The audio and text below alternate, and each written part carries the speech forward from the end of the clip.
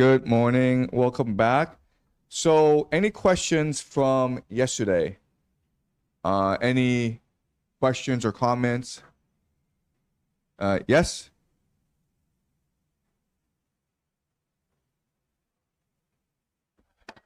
I had this weird dream last night. Okay. So in the dream, like we were discussing, you were like doing compare and contrast, between Final Fantasy VII and the other like stories, and all of a sudden, I was set on a journey to look for a answer, right? And like intuitively, sorry, like I know I feel like there's a tree, and I knew like the tree probably has the answer that I'm looking for. Um, and I found the tree, right? But between me and the tree, there's like a huge lake or like a gigantic water, like between me and the tree. Yeah. And there's no way for me to reach the tree, right? Yeah. And so I'm standing there, like gazing the tree. I'm like, I'm trying to figure out a way to get to the tree. And then like as I'm gazing the tree, and I realize the reflection of the tree is like more vivid than the tree itself, on the reflection of the tree on the water, right? And as if the reflection of the tree is talking to me, and then I heard this voice, and he said, "Stop looking outward, start looking inward, and I'm always with you." And then I opened my eye and woke up, and the first thought that came to my mind is, "As above, so below."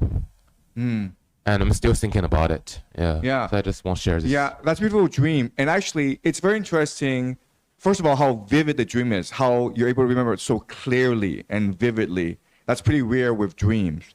Second of all, what's really interesting is like when Dante ascends Purgatory higher, he's going to have a vision very similar to your vision. Yes, where they're going to go meet a tree, and the tree's going to talk to them. And it's very interesting why this happens. Does anyone want to try to interpret his dream? Try to think like why this is happening. He sees a tree and he thinks this tree is his goal, but there's a river that blocks access to the tree. So instead, he sees a reflection, and this reflection talks to him.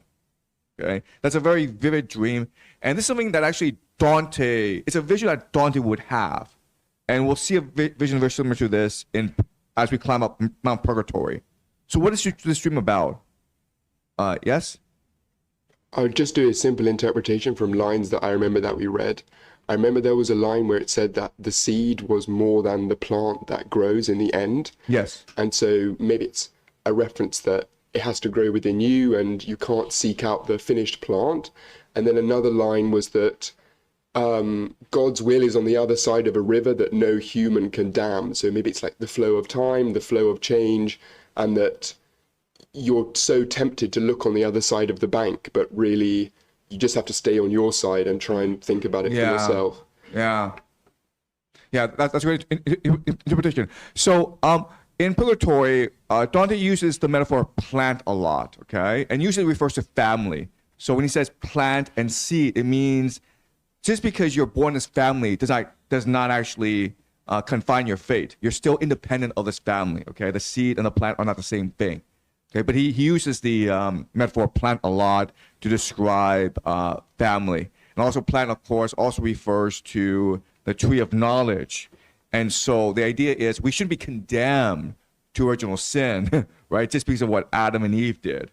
Okay, so plant is a very important metaphor. Plant and tree are very important metaphors in Purgatory. Any other thoughts or interpretations? Okay, so as you read Divine Comedy, the interpretation will become a lot more clear, okay? All right, so I want to begin today's class by talking about, yes? Yes. I have a question about the logistics of Purgatory. Yes. And we have people moving up, but let's use Picarda as an example. So Picarda moved through Purgatory and then ended up in her spot. So Picarda actually went straight to heaven.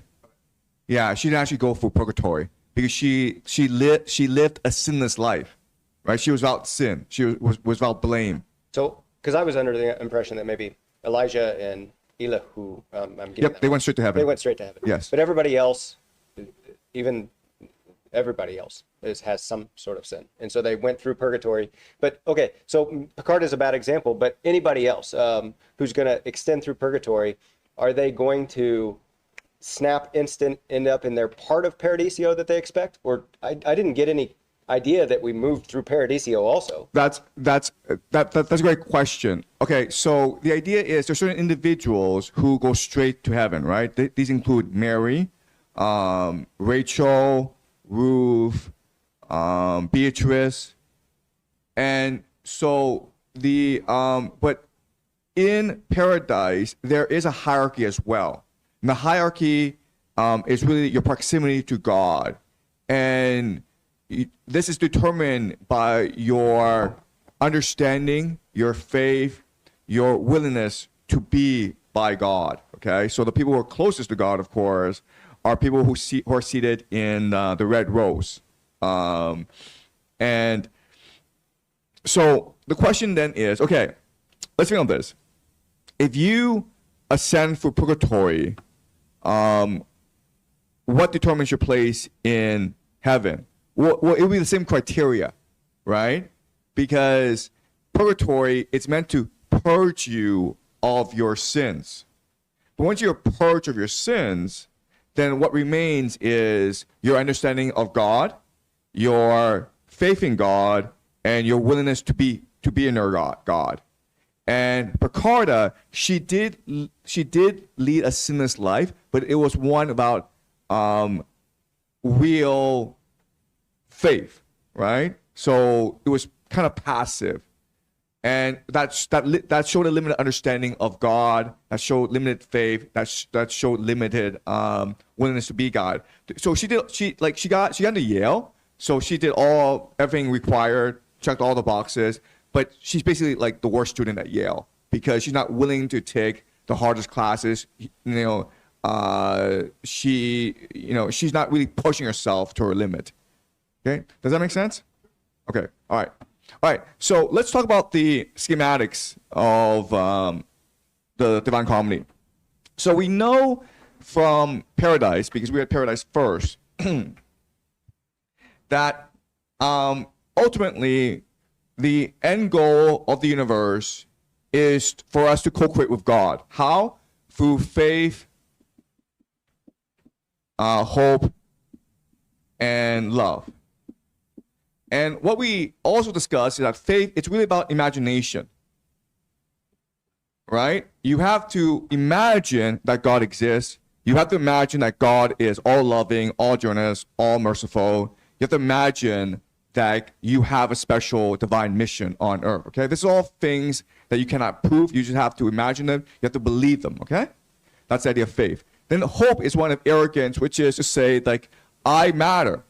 What I do on this earth matters. And I could be like a nobody, right? It doesn't matter. I still have responsibility to love those around me, to seek justice, to be generous with others. Okay, so think of Rachel, who didn't really do much, but because when presented with a choice, right? Leah had already married Jacob. She still chose to love Jacob and marry him, and like endure the pain of being with her sister for the rest of her life. Okay, so that's the idea of hope, and then love is one of action.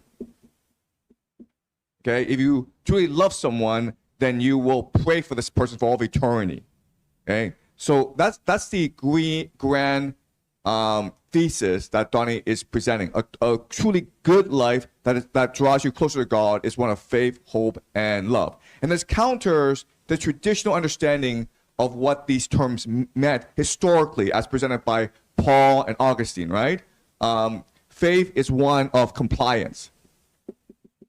don't question things, just believe things. Hope is one of humility. You are saved by the grace of God. There's nothing you can do to change your fate. Just be humble before God, and then you will ascend to heaven. And love is really one of obedience, to obey the church, to be a sheep, and let the church be the shepherd, okay? So again, this framework subverts the traditional church teachings.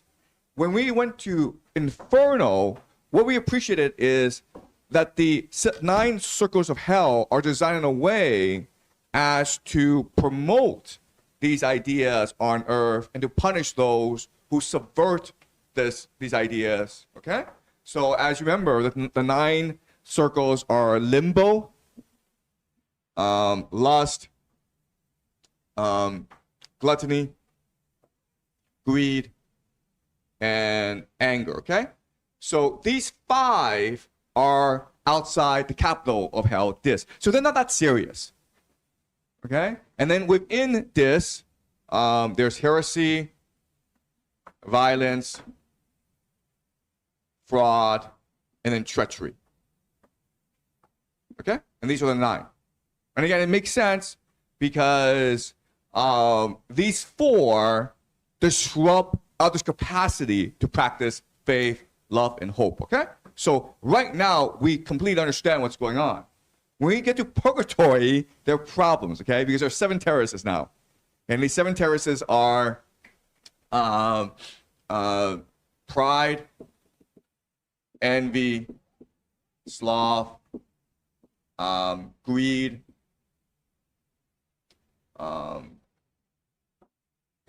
wrath, lust, and then there's gluttony. Okay. Actually, you know what? I think I screwed this up. I think anyway, it doesn't matter. Okay. All right. So what we also discuss is that there are certain punishments that just would replicate themselves in hell. Okay. So for example, there's no circle of envy, but the punishment is to be blindfolded, to be blind, basically. Your eyes are shut, and you have to hold on to other people in order to get around, okay? You have to depend on other people to get around. And this is punishment for trying to, for envying other people, okay? Because before you saw yourself as separate from other people, now you're completely dependent on other people, okay?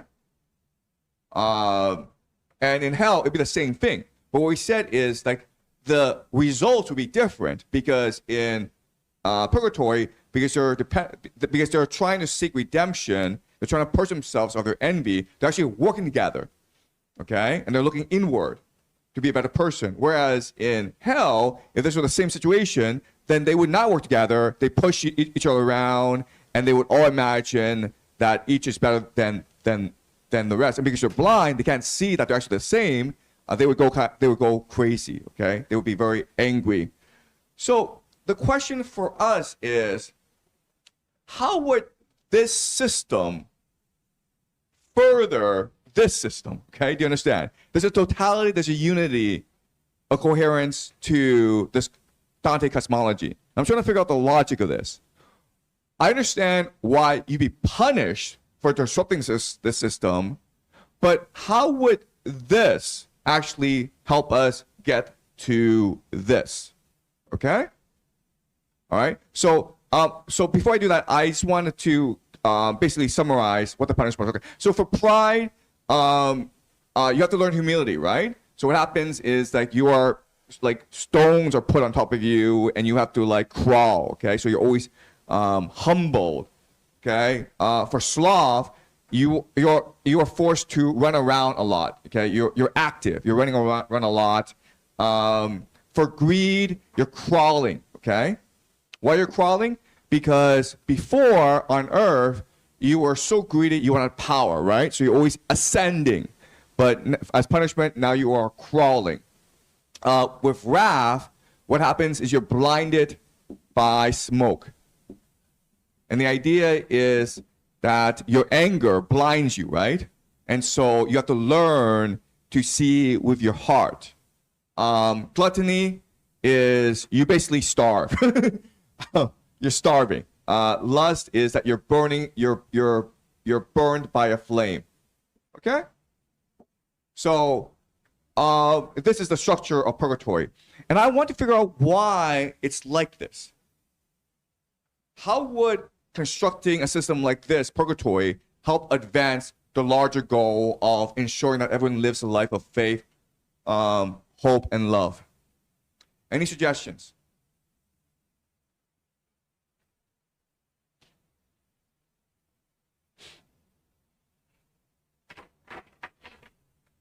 Okay, so first of all, is it easy to get into purgatory? Yeah, it's pretty easy, okay? There are lots of ways you can get into purgatory, okay? So one is to repent at the last minute, right? You could live a life of total sin, but the very last minute you're like, I seek God, okay? That's one way. Another way is if you do an act of charity, an act of goodness in your life once, okay? That goes against the church, which is like if you do an act of sin once, you're screwed. But here it's like, no, you do an act of good once, and then you're saved. Your family members could pray for you, right? There are lots of ways to get into purgatory. So one really interesting thing about purgatory is that it's easy to get into. It's easy to get into, hard to advance. Okay, does that make sense? Like anyone can go to purgatory, but to graduate, you have to like work really hard, and it could take you 1,000,000 years. Okay, that's the first characteristic about purgatory. Okay. The second is, what else? What's another distinct characteristic about purgatory that's important for us to appreciate? Yes? That if people pray for you, then you serve like less time. Exactly, okay? People's prayers matter, okay? So you have to figure out who prays for you, right? And we discussed yesterday, I might have like 10 million fans. They're going to pray for me for all of eternity when I die, okay? So I better treat my kids and my parents and my neighbors, my friends well, because they might pray for me, but not my fans, okay? So that's really important to appreciate. Did you have a... That you can't look back, otherwise you'll go right back to the beginning. Yes, okay. You have to have conviction and devotion, okay? Yes. The moment you go in, you have to commit yourself to complete cleansing yourself. The moment you doubt, you're out of there, okay? Yes? No, I was gonna say the same thing. Okay, all right, okay. So again, there's some any other characteristic about purgatory? Yes. Just a question. Because Yes. you said if you don't have the conviction, you get out of there. But I thought in one of the last classes you said that everyone who gets into purgatory will get out. No. I said if you get into purgatory, you can now have the opportunity to go to heaven, right? But that doesn't mean you go automatically to heaven because it's hard to graduate, right? Excuse me?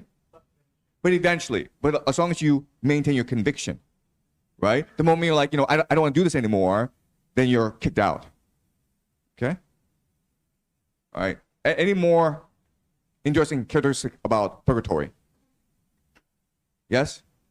It requires cycles of self-reflection and inward look. So the traveling by day only, ascending by light. Yes, only. that's right. That's right. The self-reflection is very important.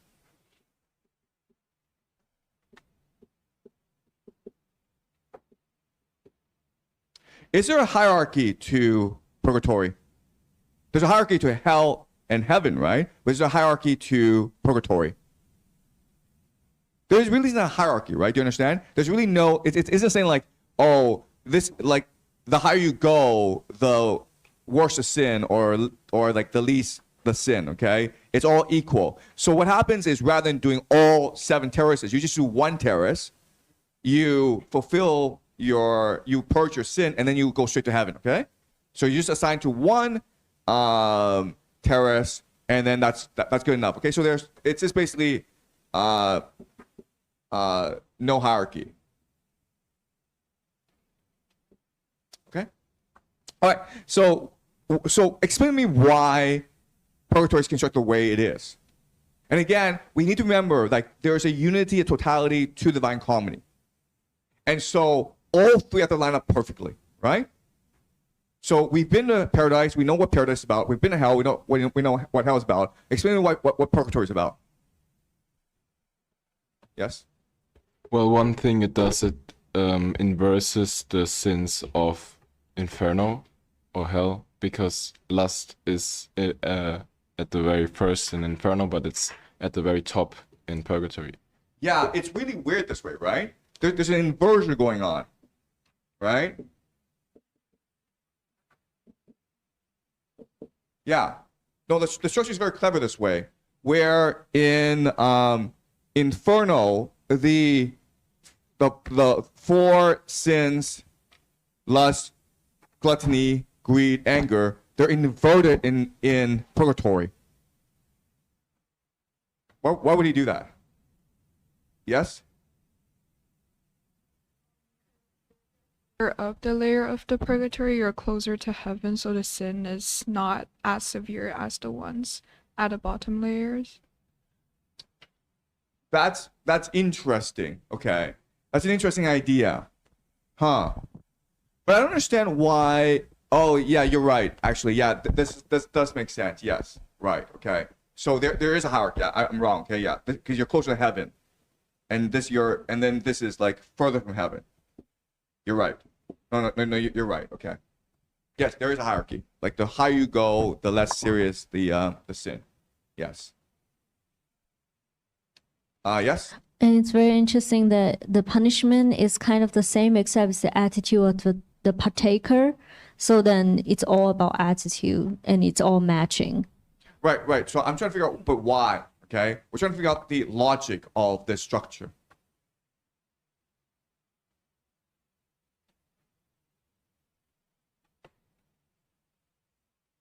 Okay, so whenever we encounter a situation where we're trying to figure something out, okay, what we always want to do is figure out the counterfactual. You understand? Okay, so let's do the counterfactual. Let's just say we don't do it this way, and we just do it the way the Catholic Church wants to do it, right? Okay, this is purgatory. Someone explain to me what is being taught about purgatory at this point in history.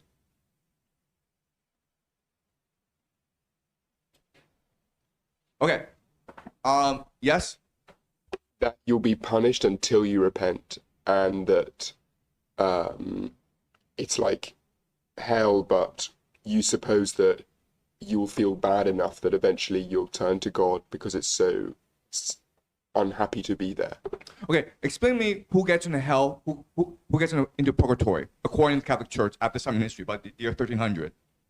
I think you can basically buy your way into purgatory through money or good deeds. You understand? So what's really important to understand is the church determines who goes to purgatory, okay? Right? That's number one. Number two is, for indulgences, the church can also determine how long you stay in purgatory. Do you understand? So what purgatory really is a back door into heaven, right? So you really screwed up, but you're a trillionaire. And you're like, well, you know what? I'll give you $1 trillion. And the church is like, fine, then we'll give you a back door into heaven. Okay? And as long as your family continues to pay us off, then we'll lessen your time in purgatory. Do you understand? So at this time in history, purgatory, it's really a back door. That's point one, okay? What else about purgatory at this point in history? Do you guys remember? Yes? I remember a lot of fire in the imagery. Like, there's just a lot of burning. So the purging is like how you extract finer metals from ore and bad substances. Okay, so what's really important to appreciate is that before Dante, heaven, hell, purgatory, they were not actually fleshed out. Okay? What's genius about Dante is that he actually does flesh them out into real worlds. He's a world maker. He's a world builder. But before that, hell, purgatory, and heaven were just concepts, right? So in Augustine's City of God, he will say that what heaven is every day you're singing with God, okay? Which is a great image, but it's a concept. It's not a world. whereas Dante will actually build the world. Okay, so I'm just saying, like, conceptually, how is purgatory being described at this time in history? The first is like it's really a back door into heaven. All right, it's an escape clause. You should be burning in hell, but if you give us $1 trillion, we'll put you in purgatory. Okay, who else is in purgatory? Infants, right? Okay, infants.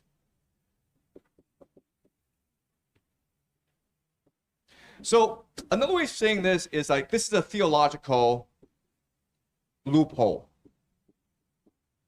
Okay, do you guys understand the idea where if I can't actually explain something using heaven and hell, purgatory, okay?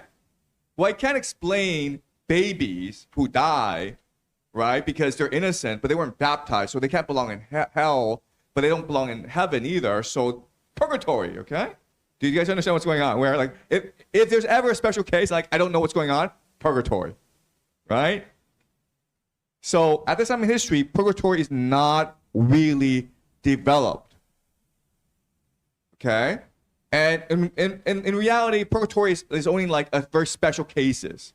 But what Dante does is he turns purgatory into in a world equal to that of hell and heaven, right? And at this time in history, most people aren't even thinking of purgatory because you can't be that rich to buy people place in purgatory, right? You have to be rich. You have to provide indulgences in order to get your relative into purgatory. And so this doesn't apply to most people, right? So explain to me what the difference is now. Yes? To tie it all together, I think the fundamental message of Dante in the Divine Comedy is on the heaven side, right? It's unity, it's faith, hope, and love. Fundamentally, God is love, right? So that's a very simple message. And then you try to break it down. As you try to break it down,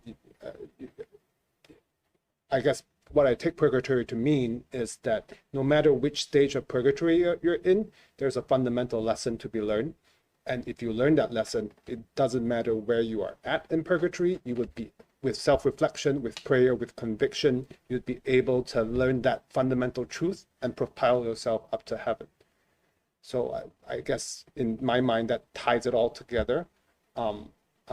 Whereas in hell, you're not learning, right? There's no growth mindset, right? So the real distinction is between hell, like the extremes of hell and heaven. Purgatory is just the process. Okay, all right. So let's just list the differences, okay? The difference between this and this is, first of all, it's democratic. It means everyone participates in this system. Purgatory was designed for special cases. Now it's like everyone can participate, okay? If you're poor, you can still pray for your loved one in purgatory, right? Before, if you were poor, you were screwed because you didn't have money to go out to church. So first of all, it's democratic where everyone can participate. Okay, that's point one. Point two is that it's really hopeful, right? Where no matter how bad a person you are, as long as you are willing to repent, or as long as someone really loves you, or you in the past did someone a good favor, you would still be granted access to purgatory. Okay, so it's hopeful. Whereas at this time in history, the Catholic Church teaches you not to have any hope. Okay, don't have hope. Just believe in God. Yes. And it's also action-based rather than having to pay money or... Yeah. Exactly, okay? So yeah, so it incentivizes action, right? Whereas this system, it's really about obedience, right? It incentivizes obedience. Obey what the church says and you'll be granted purgatory. Here, it's individual action, right? And the other thing is that this is a much more merciful and just system. Does that make sense? Right? Because before the idea was only a few people could access heaven. Now it's like everyone can access heaven. But you have to work hard. Okay? So this is this is a radically different conception of purgatory. Explain why this has to be the case. Why does it have to be democratic, hopeful, in terms of action, and it has to be merciful and just in order for this to be unified? Yes?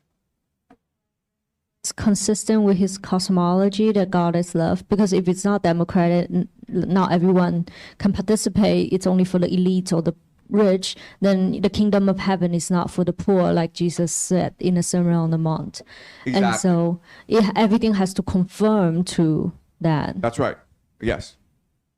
Yeah, that's also what I wanted to say. And to add on to that, I feel like for these different layers within purgatory, it's also separated by no love at the bottom, which is like pride, and then like whatever, and then like going upwards is like not enough love, like I don't know, like envy and etc. And then at the end is like too much love. Yes. Than what you're supposed That's to right. have. Exactly. You're right. Exactly right. So it's structured it's structured the way it is because the last four, okay, it's really like misdirection of love, right?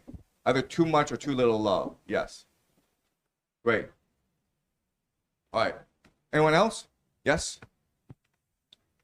Can we say the ego dissipates as we go up? So pride, you're loving yourself, and by the end, greed, gluttony, and lust, you're loving the thing. Yes. And so you're getting less and less of yourself. Yes. Exactly. That's great. Yes. Yes. Going back to the Beatitudes, this would be how the Beatitudes would work, Mhm. because the church almost at that time subverts that. Right. Exactly. Yes. Any other thoughts or comments? Yes. I'm going back to a comment a really smart person told me yesterday. Like, why does envy exist, right? Like, somebody, one of our classmates was commented that it's actually pretty simple for you to get rid of envy if you're sufficiently smart enough, right? So I'm looking at all these things in purgatory, and I'm realizing like it's one and the same. Like in some sense, all these challenges that we have in purgatory is because of the lack of love, and the lack of compassion, and the lack of imagination. Right. So if we can, overcoming one is equivalent to overcoming all of them. Yes. I just Okay. want to Thank you. Yes.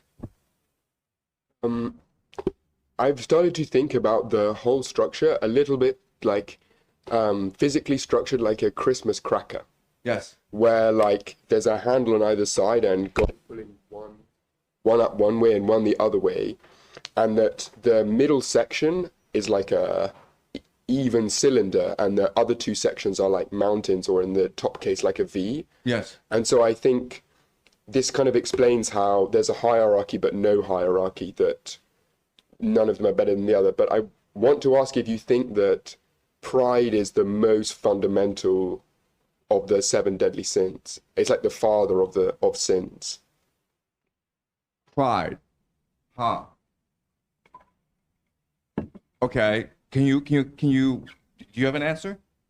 Well, I think it's like the bedrock of the other sins, because it's what fundamentally stops you from dealing with your faults.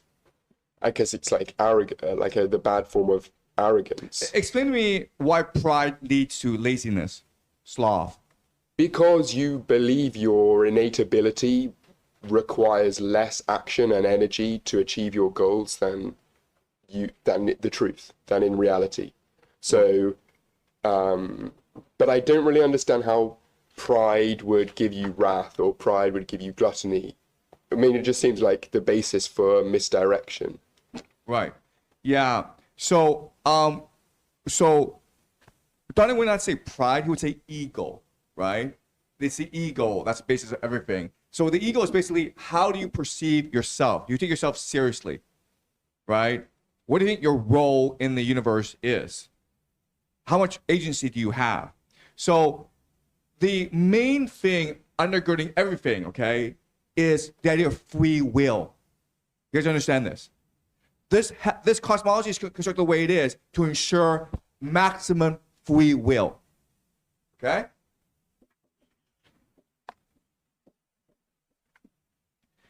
This entire structure is designed so like you at every point you have to believe you have a choice. Never ever must you believe that this is God's will. There's nothing I can do about it. Okay? Dante is trying to eliminate that possibility. So the cosmology is constructed in a way like you can reason everything out and appreciate that it's your choice, not God's choice. Okay? Does that make sense? That's the real purpose of this cosmology, to convince you it's always your choice, it's always your free will. Everything that happens is because of what you do. Okay? Yes? Would this kind of be in contradiction to people like Anselm at the time, who were really interested in describing how God was outside of time and that somehow his will was already in the universe? That's right. That's right. So again, most theologians, I would say every theologian, would say that's just absurd. Like, if we have all free will, what's the function of God in the universe, right? What is God doing? I mean, it would be so arrogant to think that we can do whatever we want, right? So this goes against church theology. But this, again, is why this is a radical, revolutionary poem for its time. It's not so radical for us, but for the year 1300, this is revolutionary idea. Like, God is pure love. Pure love is to gift you free will and free choice. And the entire cosmology is designed to ensure maximum agency, maximum free will. Okay? Does that make sense, guys? All right. All right, let's go to Cantos 15. And I want to do as much as possible today, okay? Because this is the last 2 days, okay? Believe it or not, we've been doing this for a long time, right? 10 days. 10 days. Okay. And how long does it feel to you guys? Does it feel like a long time? Yeah. Okay. Yes? Just a comment, because I remember I read this in that same Manly P. Hall piece, but he summarizes the sins of purgatory, I think, quite nicely. And he says that the first three sins are the effect of love perverted. The last three are profane love excessive. And the middle one, sloth, is love defective. That's right, exactly, yes. Okay. Exactly. So it all has to do with love. Great, thank you so much. Okay. Also, I want to apologize to everyone for not learning your names. I'm terrible with names, and I knew that there was going to be some shifting over the course of these 2 weeks. But now it's the second last day. I want to learn your names. I want to get to know you better. Okay. All right. So when I call on you, please let me know your name. All right. So this is Canto 15. Okay. As many as the hours in which the sphere that's always playing like a child appears from daybreak to the end of the third hour, so many were the hours of light still left before the course of day had reached sunset. Vespers was there, and where we are, midnight. When sunlight struck directly at our faces, for we had circled so much of the mountain that now we headed straight into the west, then I could feel my vision overcome by radiance greater than I'd sensed before, and unaccounted things left me amazed, at which that they might serve me as a shade, I lifted up my hands above my brow to limit some of that excessive splendor. As when a ray of light from water or mirror leaps in the opposed direction and rises at an angle equal to its angle of descent, and to each side the distance from the vertical is equal, as science and experiment have shown, so did it seem to me that I had been struck there by light reflected, facing me, at which my eyes turned elsewhere rapidly. Kind Father, what is that against which I have tried in vain, I said, to screen my eyes? It seems to move toward us. And he replied, don't wonder if you're still dazzled by the family of heaven. A messenger has come, and he invites us to ascend. Soon, in the sight of such things, there will be no difficulty for you, but delight as much as nature fashioned you to feel. No sooner had we reached the blessed angel than with glad voice he told us, enter here, these are less steep than were the other stairs. So what's happening is that now and then Dante is getting blinded. Why? Because an angel that is so radiant is coming down and to basically remove a P from his forehead and allow him to ascend further. And it seems like Virgil knows all this, right? Do you understand the paradox here?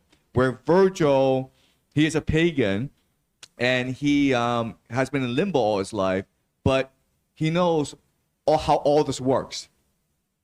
He knows the entire structure of Purgatory as well as Inferno. Why is this the case? Yes? Because he had the divine spark in him of the poet. That's right. Even He's though a he poet. chose to pervert. That's exactly right, okay? So this is something that you guys must appreciate. All poets are prophets. All prophets are poets. Jesus was a poet. If you read his quotations in the Bible, it's poetry, okay? Yes? Then why doesn't Dante know the way? Excuse me? Why doesn't Dante know the way? Because Dante's also a poet. Who says he doesn't know the way? He keeps asking questions. Okay. Let's think about this, okay? Why does he... So let's just assume Dante's a poet. He knows everything. What does he need Virgil to guide him? Explain this to me. Yes? I think because people do this for themselves, like when you talk to yourself, it's similar to that, where you need an outside other entity to try and talk to you, and it's like your inner voice is giving you instructions, so you need to give that inner voice a being and a body of some kind, so that it stops you against pride or arrogance. Yes. That it's you doing it. Yeah, so I mean, if you go to the gym, everyone knows how to work out, right? Like you just watch YouTube videos and it'll tell you exactly how to work out. Why do you need a trainer? Right? Is a trainer going to really add knowledge to your routine? Probably not. But your trainer is just going to tell you, like, just focus, right? That's all the trainer says. Focus, focus, focus. That's what Virgil is doing. He's just saying focus, focus, focus. Right? All right. Does that make sense? So Dante would not be on this journey unless he was a poet, unless he were a poet, okay? Like, keep on going. Line 37. We climbed, already past that point. Behind us we heard Beati Misericordes, sung and then rejoice, you who have overcome. I and my master journeyed on alone, we two together upward as we walked. I thought I'd gather profit from his words, and even as I turned toward him I asked, what did the spirit of Romagna mean when he said sharing cannot have a part? And his reply, he knows the harm that lies in his worst vice. If he chastises it to ease its expiation, do not wonder. For when your longings center on things such that sharing them apportions less to each, then envy stirs the bellows of your sighs. But if the love within the highest sphere should turn your longings heavenward, the fear inhabiting your breast would disappear. For there the more there are who should say ours, so much the greater is the good possessed by each. So much more love burns in that cloister. I'm more hungry now for satisfaction, I said, than if I'd held my tongue before. I host a deeper doubt within my mind. How can a good that's shared by more possessors enable each to be more rich in it than if that good had been possessed by few? And he to me, but if you still persist in letting your mind mix on earthly things, then even from true light you gather darkness. The good, ineffable, and infinite which is above directs itself toward love as light directs itself to polished bodies. Where ardor is, that good gives of itself, and where more love is, there that good confers a greater measure of eternal worth. And when there are more souls above who love, there's more to love well there, and they love more in mirror, like each soul reflects the other. And if my speech has not appeased your hunger, you will see Beatrice. She will fulfill this and all other longings that you feel. Now only strive, so that the other 5 wounds may be canceled quickly, as the 2 already are. The wound's contrition heals. Okay, so Virgil is just telling us what we'll learn in paradise, right? Like the unifying force of the universe is love. The more we love, the more God glows in us. And so if we turn away from material obsessions, then we will recognize this and we will create more and more love in the world. So love can be infinite, but wealth has to be finite, okay? Okay, keep on reading.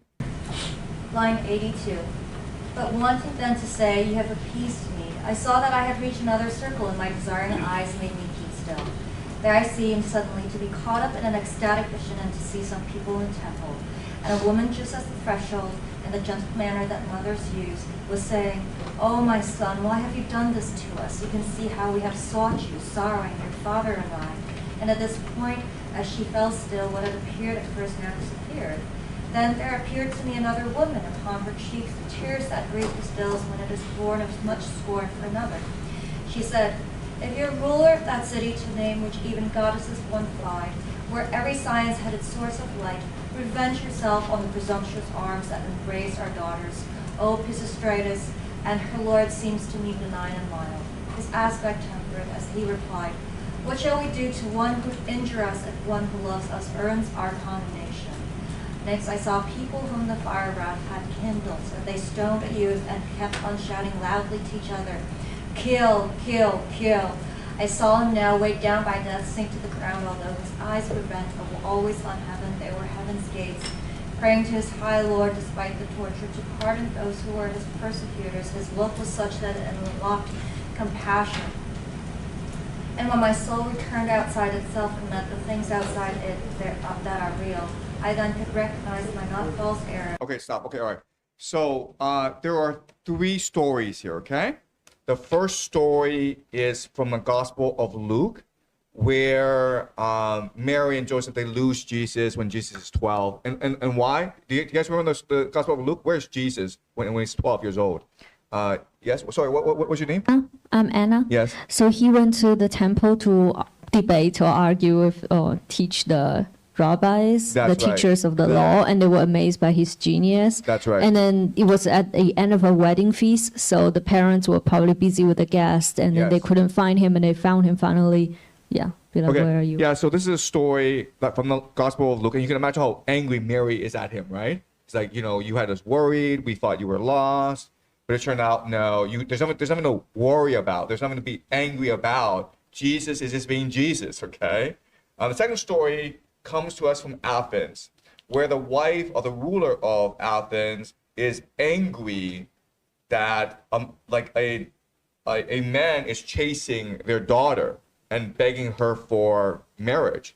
And the wife is like, how presumptuous this man is. He is beneath us, so we should punish him. And then Pisistratus, the king, why are we punishing someone who flatters us, right? Isn't he flattering us that he wants our daughter in marriage? And if people who are nice to us, we punish, then people who are mean to us, what do we deal with, okay? All right, so it shows the ignorance of wrath, of anger. And the last example is also from the Bible, the story of Saint Stephen, who is stoned to death for idolatry by the Jews in Jerusalem. Okay, he was the first martyr of the Christian tradition. You will find this in the Acts of the Apostles. And rather than be angry, what Stephen does is pray for their forgiveness. Okay, all right. So these are 3 examples of how to deal with wrath. Okay, understanding and forgiveness. What are these things? How does Dante see these things?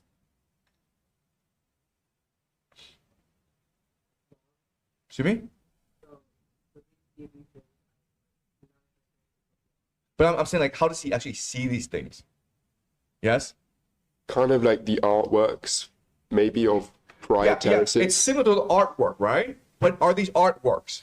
These are movies, kind of like visions, because they disappear after a while. No, but how does he see them? Before, how did he have his visions? Dream. Dreaming was the first, right?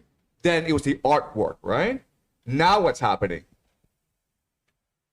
It's like the ecstatic visions of Saint Teresa. These are daydreams. You guys understand? He's actually seeing them as he walks. All right? This is like lucid daydreaming. How does this happen? Okay? We understand how dreams work. We understand how artwork works, right? We spend all the time discussing artwork. But how does this work? You just have visions. Like you're just walking through.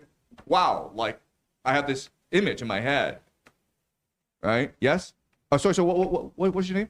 Fred. Fred. Okay. Yes. I guess it's like reflected light. I don't want to say like psychedelics, but the cantos kind of start where he's saying, I'm trying to cover my eyes, but the light's bouncing in no matter what. So it's kind of like, it's impossible for him not to see it. The mechanism is very mysterious, I still think, though.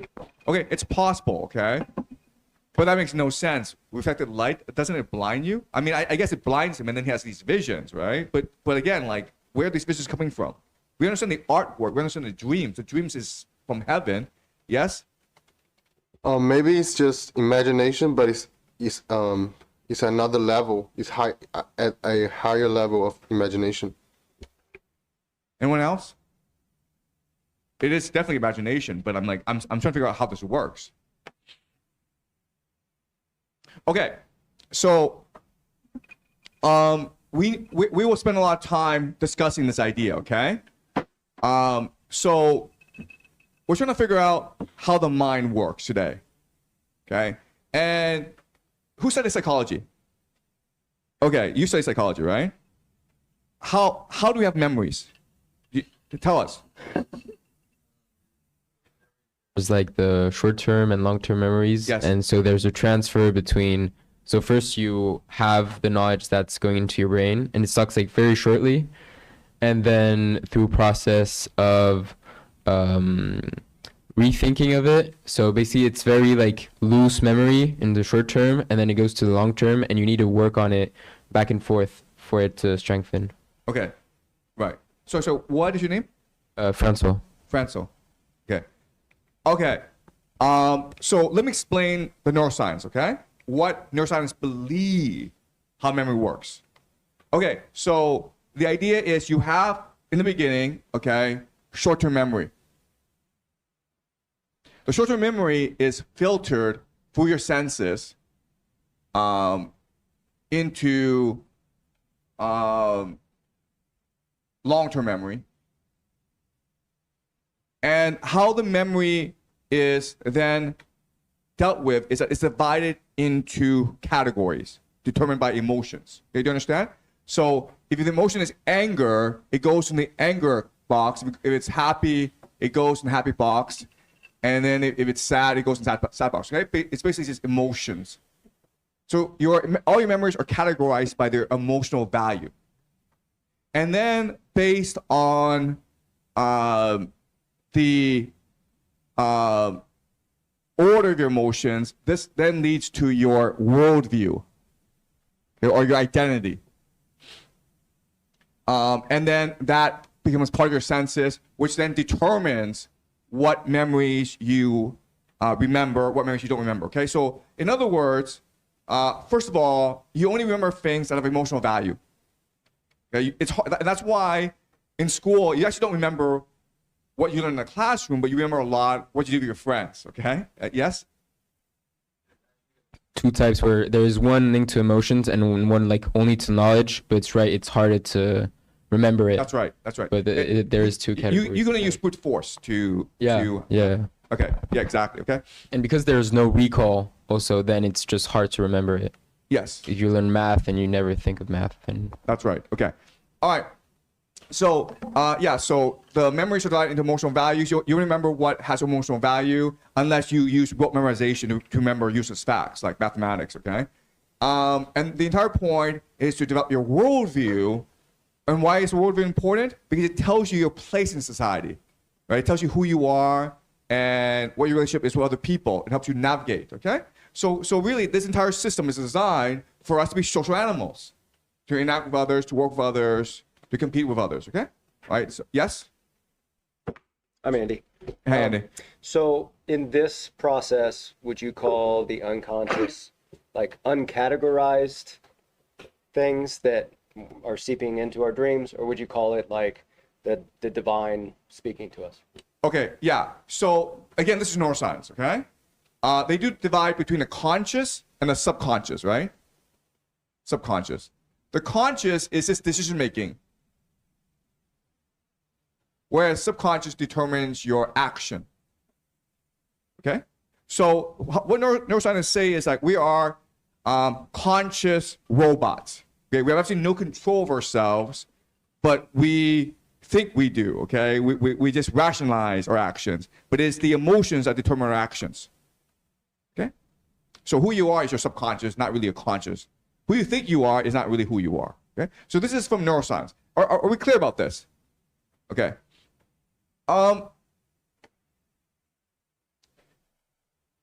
This creates a lot of problems, right? Because obviously you're like, okay, if this is the case, where does the imagination come from? And how is it that people like Dante and Virgil and Shakespeare, they're able to create characters that are realistic and which is not part of their emotional experience? Like, how does that work, right? If everything is stored in your brain and you can only know what you experience, then how does Dante know Virgil? Does that make sense? Yes? I'm just going along with the neuroscience explanation. Neuroscience would say that they're able to simulate these characters in their kind of own networks and talk to the simulation. Okay. Yes? It's going a bit far, but I think you can, I'd never read of it, but you can prime yourself with imagination. And if you look and read a lot of books, look at art, then just it opens your mind into creating stuff. And maybe the more you see new things, then the more you're able to create stuff. Okay, I understand, okay? But all you're telling me is like Virgil is a projection of Dante, right? Virgil exists within Dante's larger imagination. But if we read but what we're doing is we're reading the Divine Comedy and we see Virgil as a completely different person from Dante, with his own contradictions, with his own worldview, right?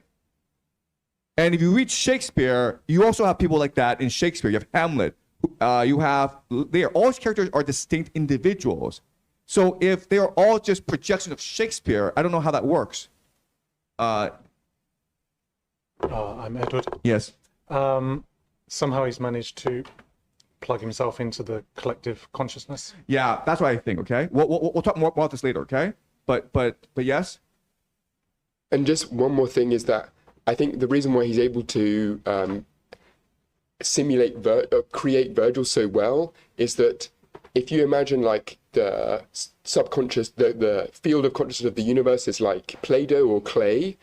When he's reading the Aeneid a lot, and it's almost like he's feeling in closer and closer detail the sculpture that is the Aeneid. And so when he's really reading it, he feels these thumbprints, these grooves of the nail, where he's able to see the human mind of Virgil, as you say, by reading the Aeneid so closely that he's able to feel the poet behind the words, and therefore have such a deep empathy for him that the empathy creates like a bubble of another being, and that's how he plugs in. Okay, that's a very logical explanation. I don't think that's what's happening. I don't think he's creating Virgil. I think he's summoning Virgil. There's a difference. You guys understand? There's you can create Virgil, right?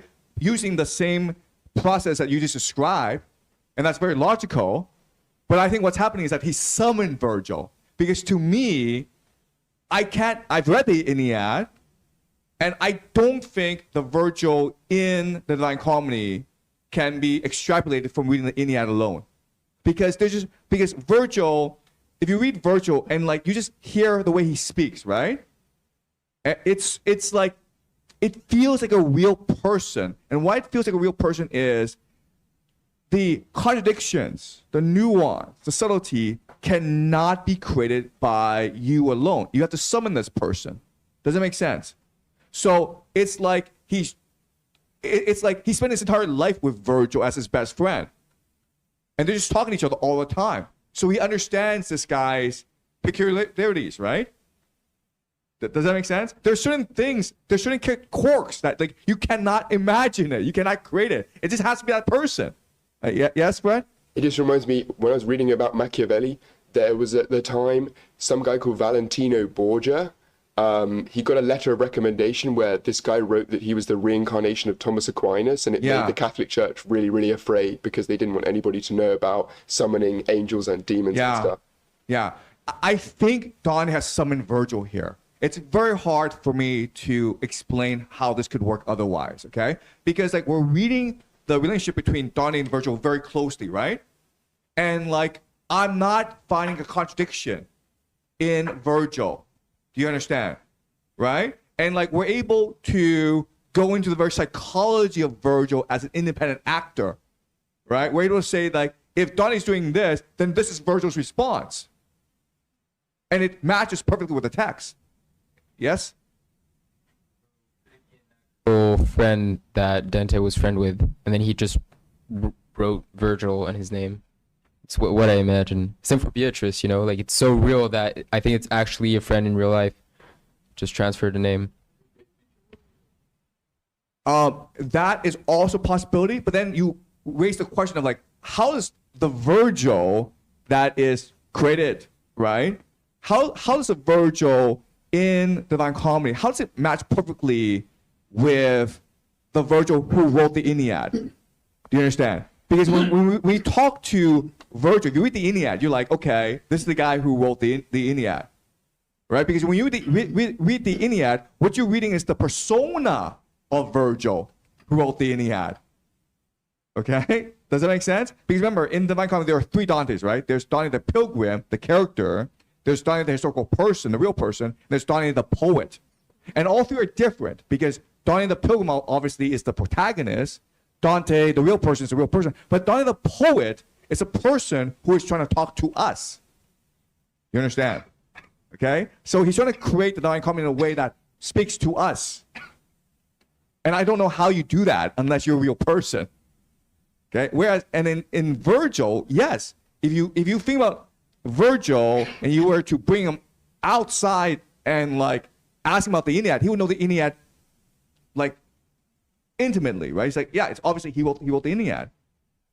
So you're all providing good theories and hypotheses, but I mean, having thought very deeply about this, I think he just summoned Virgil. And this is like the real Virgil, right? And this is absurd because Dante lived around the year 1300 and Virgil lived the year about like, you know, during the time of Jesus, well, I'm not time to Jesus, but a generation before, okay? So we're talking like 1300 years difference. How's this possible? Yes? Yeah, you know, I think this Virgil is just Usher, right? So I think Danny just have read a lot of things about Virgil. So maybe they just imagine this role in his mind, just like reason. Because sometimes we need to think about something by reason and not by emotion.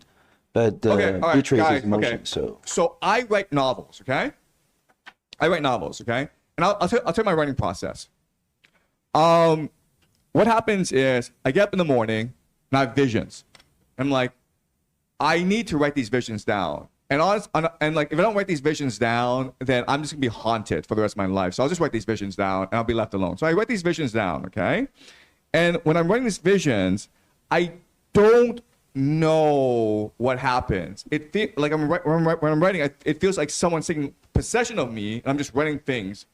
And then I'm writing about these characters, and I'm like, I don't know these people. Okay, it's not like I'm creating these people. It's like these people are being revealed to me, and then I finish writing, and I look at these characters, and it's like, I don't know these people. I've never met these people, and they feel real to me. But not only that, but I feel as though these characters not only are talking to me, but they're talking to themselves independently. Okay? And then I'm exhausted after a day's work, and I fall asleep, and I'm like, okay, well, my mind is blank, and I'm not gonna have any more visions. Now, in the morning, I get up again, and I have more visions. Okay? And then I keep on working, and then at the end of my novel, what happens is like I look backward, and it's like, how is it possible for me to world build? Okay? How is it possible for me to create all these people that are independent of each other, have different personalities, but they are true to themselves and they're true to each other? Okay? And I'm like, I don't know these people. I've never met these people in my life. And like, I can't explain the process. And that's why I think that what's happened here is that Don has summoned Virgil. Because these are two very different people. They're alike in some ways, but they're two different people. Okay? All right. So now what I'm going to do is I'm going to present another theory of how this works. Okay? And this is more in line with Dante's theory of how this works. So we know the neuroscience, okay? This is a standard theory of memory and identity, right? I mean, this is what you're taught in school. Okay, now I'm going to present to you a different theory, okay? All right, so for Dante, we have the divine spark. The divine spark is not a light in us, it's our soul. And our soul is not a part of us, it is us. It's basically like our electrical field, okay? It's an aura around us, okay? That's the real soul, okay? And the soul doesn't exist in our dimension, it exists in different dimensions. All right. And we also know from Dante that there's a God, and this God is the emanation of the universe, the source of the universe, and we're all connected to this God. Okay, so the entire cosmos is connected. Okay, so imagine the cosmos as this infinite, eternal mind. Okay, and what happens is that when we have an emotion, okay, the emotions aren't stored inside our brains, they're stored inside this universal consciousness, as what Carl Jung would say, as what Mendenhall would say, okay? Right. First of all, Edward, do you want to explain to us the theory before I explain it myself? I think it's just where you're going, that there's this idea that rather than the memories are stored in our physical beings, there is a collective consciousness, and through different methods that some people propose, there is a way of channeling this. And I don't know the exact stories of it, but I know that there, for example, even in sort of the contemporary world, there are some sources about, for example, like your very young children that have knowledge of things that there is no way that they would have known happened. So people really can't explain this. So this is a separate theory that's So my eldest son, Chris, who you met, and you guys met him as well, because he came in and like just walked around. But when he was 2 years old, he told us, "Mom, Dad, I'm an alien from another planet." Like, okay, we believe you, we really do, okay? Because we've seen him, and he's not like me, he's not like his mother, he's his own person. And like when he was 2 years old, he told us he's from another planet. So the first thing we asked him, of course, is like, what planet? And he mentioned a name, I can't remember it, but like for him, it was real, okay? So it seems as though he came in with already memories of a past life, and possibly many, many past lives. I'm not sure if you had a similar experience with your children, but yeah, no, they're aliens, yes. Okay, so back to the theory, okay? So there is a universal consciousness, okay? And think of it as an infinite, eternal grid.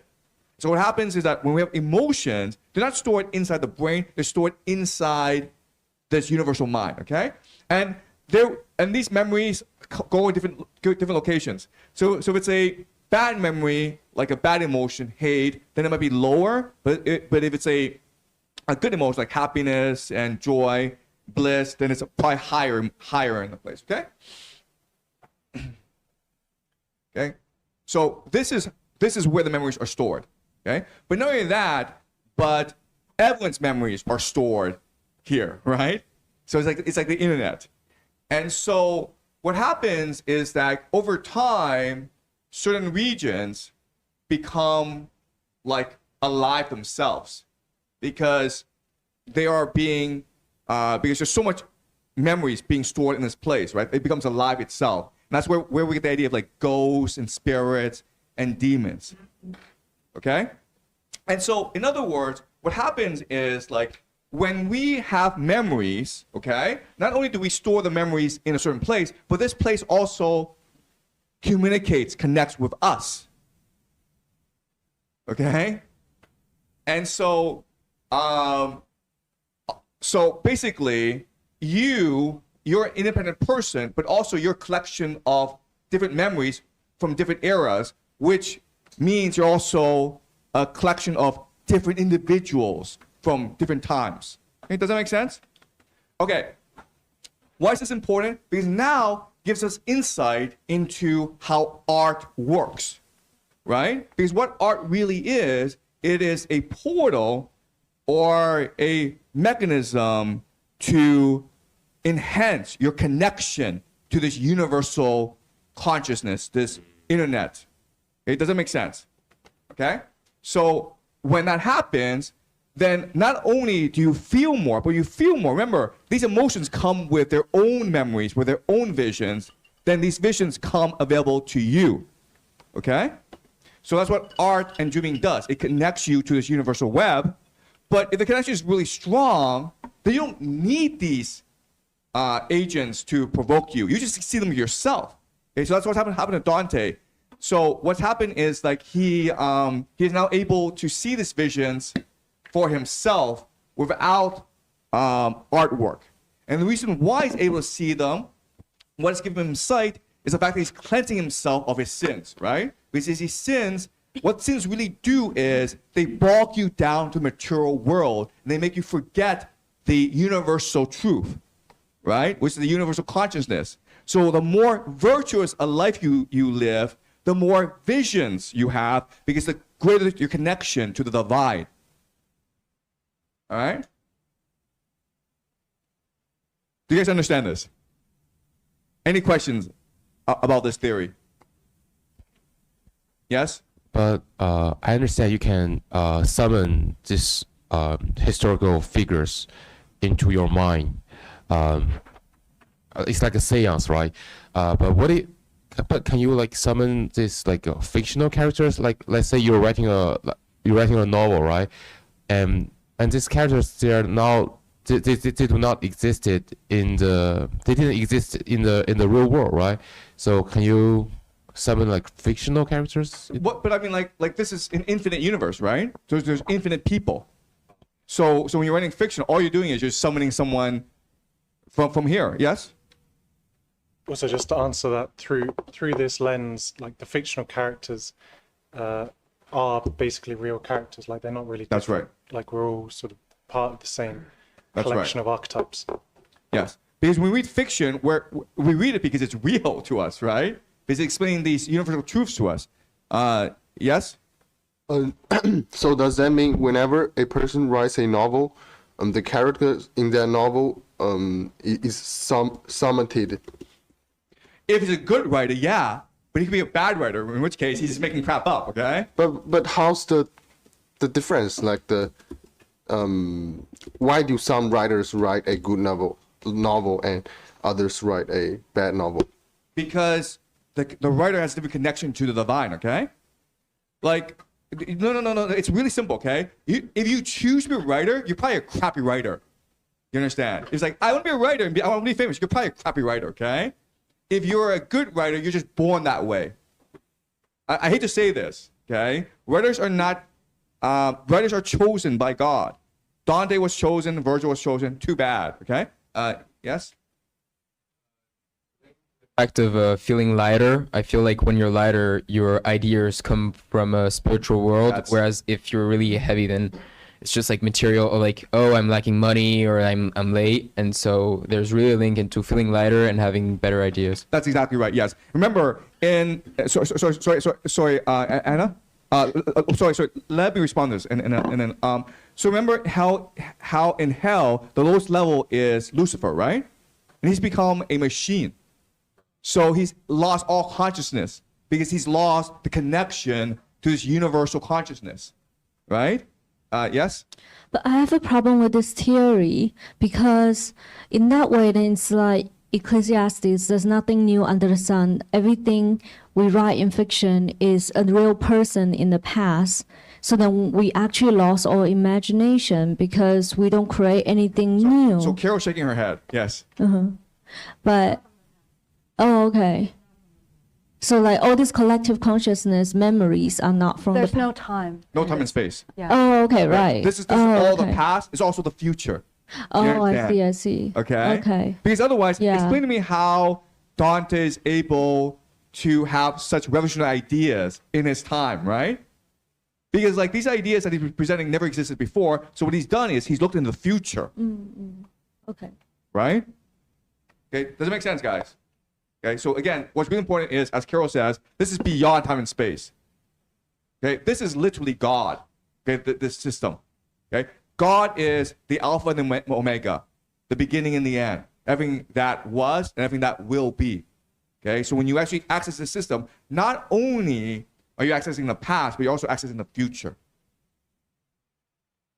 Okay? Yeah? But do you have like a better imagery for like your concept? Because it's really hard to write down what you did here.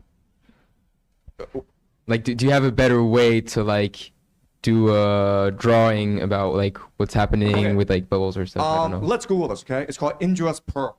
Okay, can you Google this, please? Indra Pearl. Okay.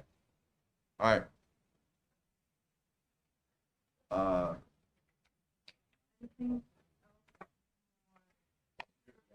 Or Indra's web. Is that web? Okay, just this. Yeah, does this make more sense to you? The web.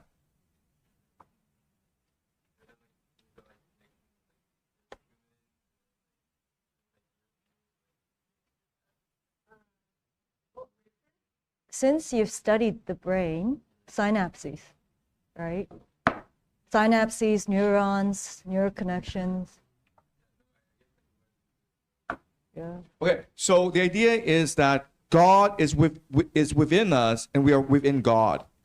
Does that make sense?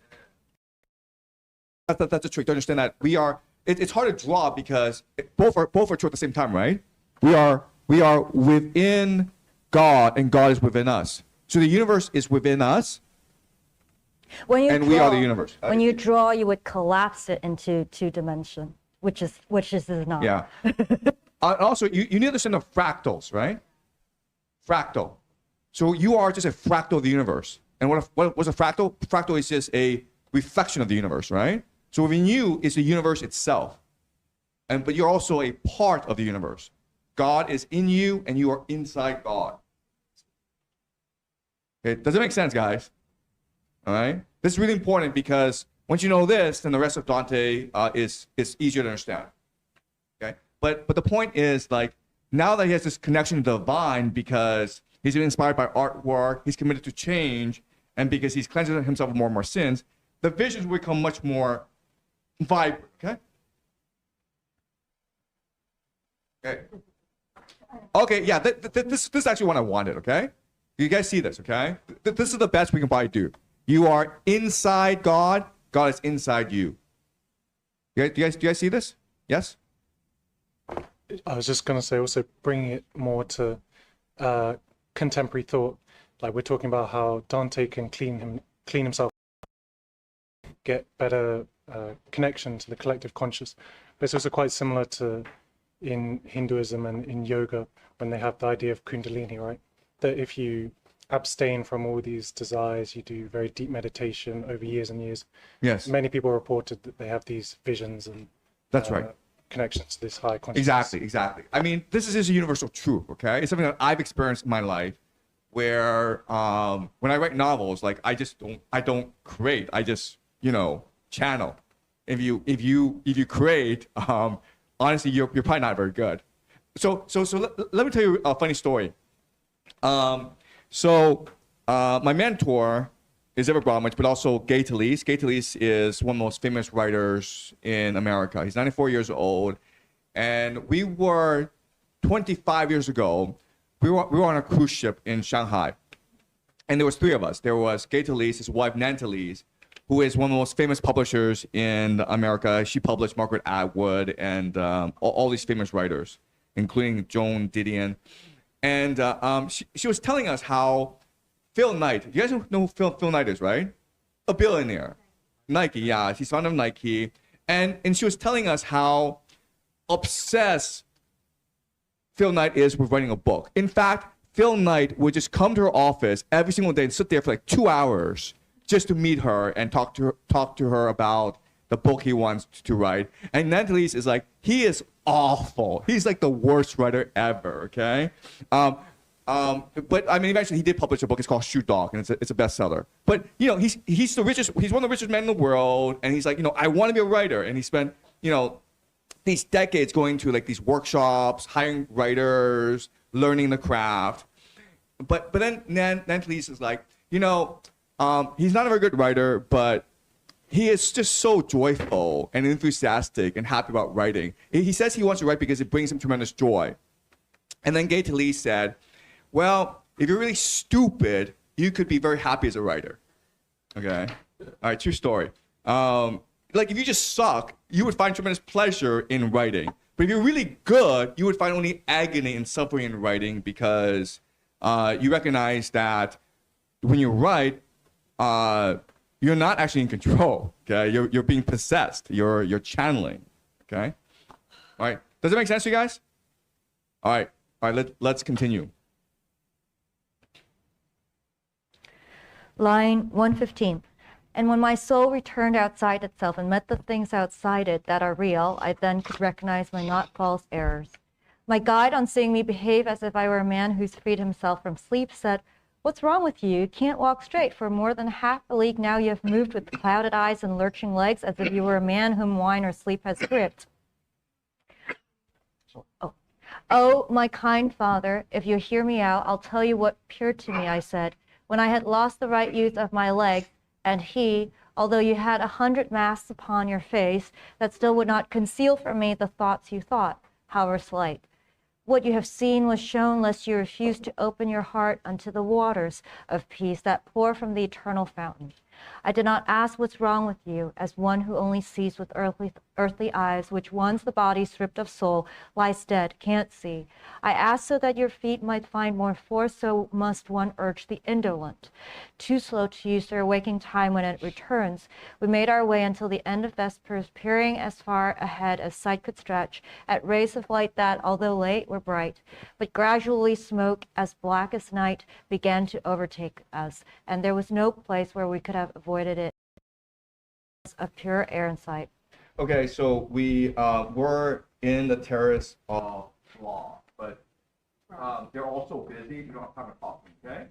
Now we're moving up to the terrace of wrath, and the thing about the wrath, terrace of wrath is it's all black smoke. Okay. All right, let's keep on going. Canto 16. Darkness of hell and of a night deprived of every planet under meager skies as overcast by clouds as sky can be, had never served to veil my eyes so thickly nor covered them with such rough textured stuff as smoke that wrapped us there in purgatory. My eyes could not endure remaining open, so that my faithful knowledgeable escort drew closer as he offered me his shoulder. Just as a blind man moves behind his guide that he not stray or strike against something that may do damage to or even kill him. So I moved through the bitter, filthy air while listening to my guide, who kept repeating, "Not cut off from me." But I heard voices, and each seemed to pray unto the Lamb of God who takes away our sins for peace and mercy, Agnus Dei. It was sung repeatedly as their exordium, words sung in such a way in unison that fullest concord seemed to be among them.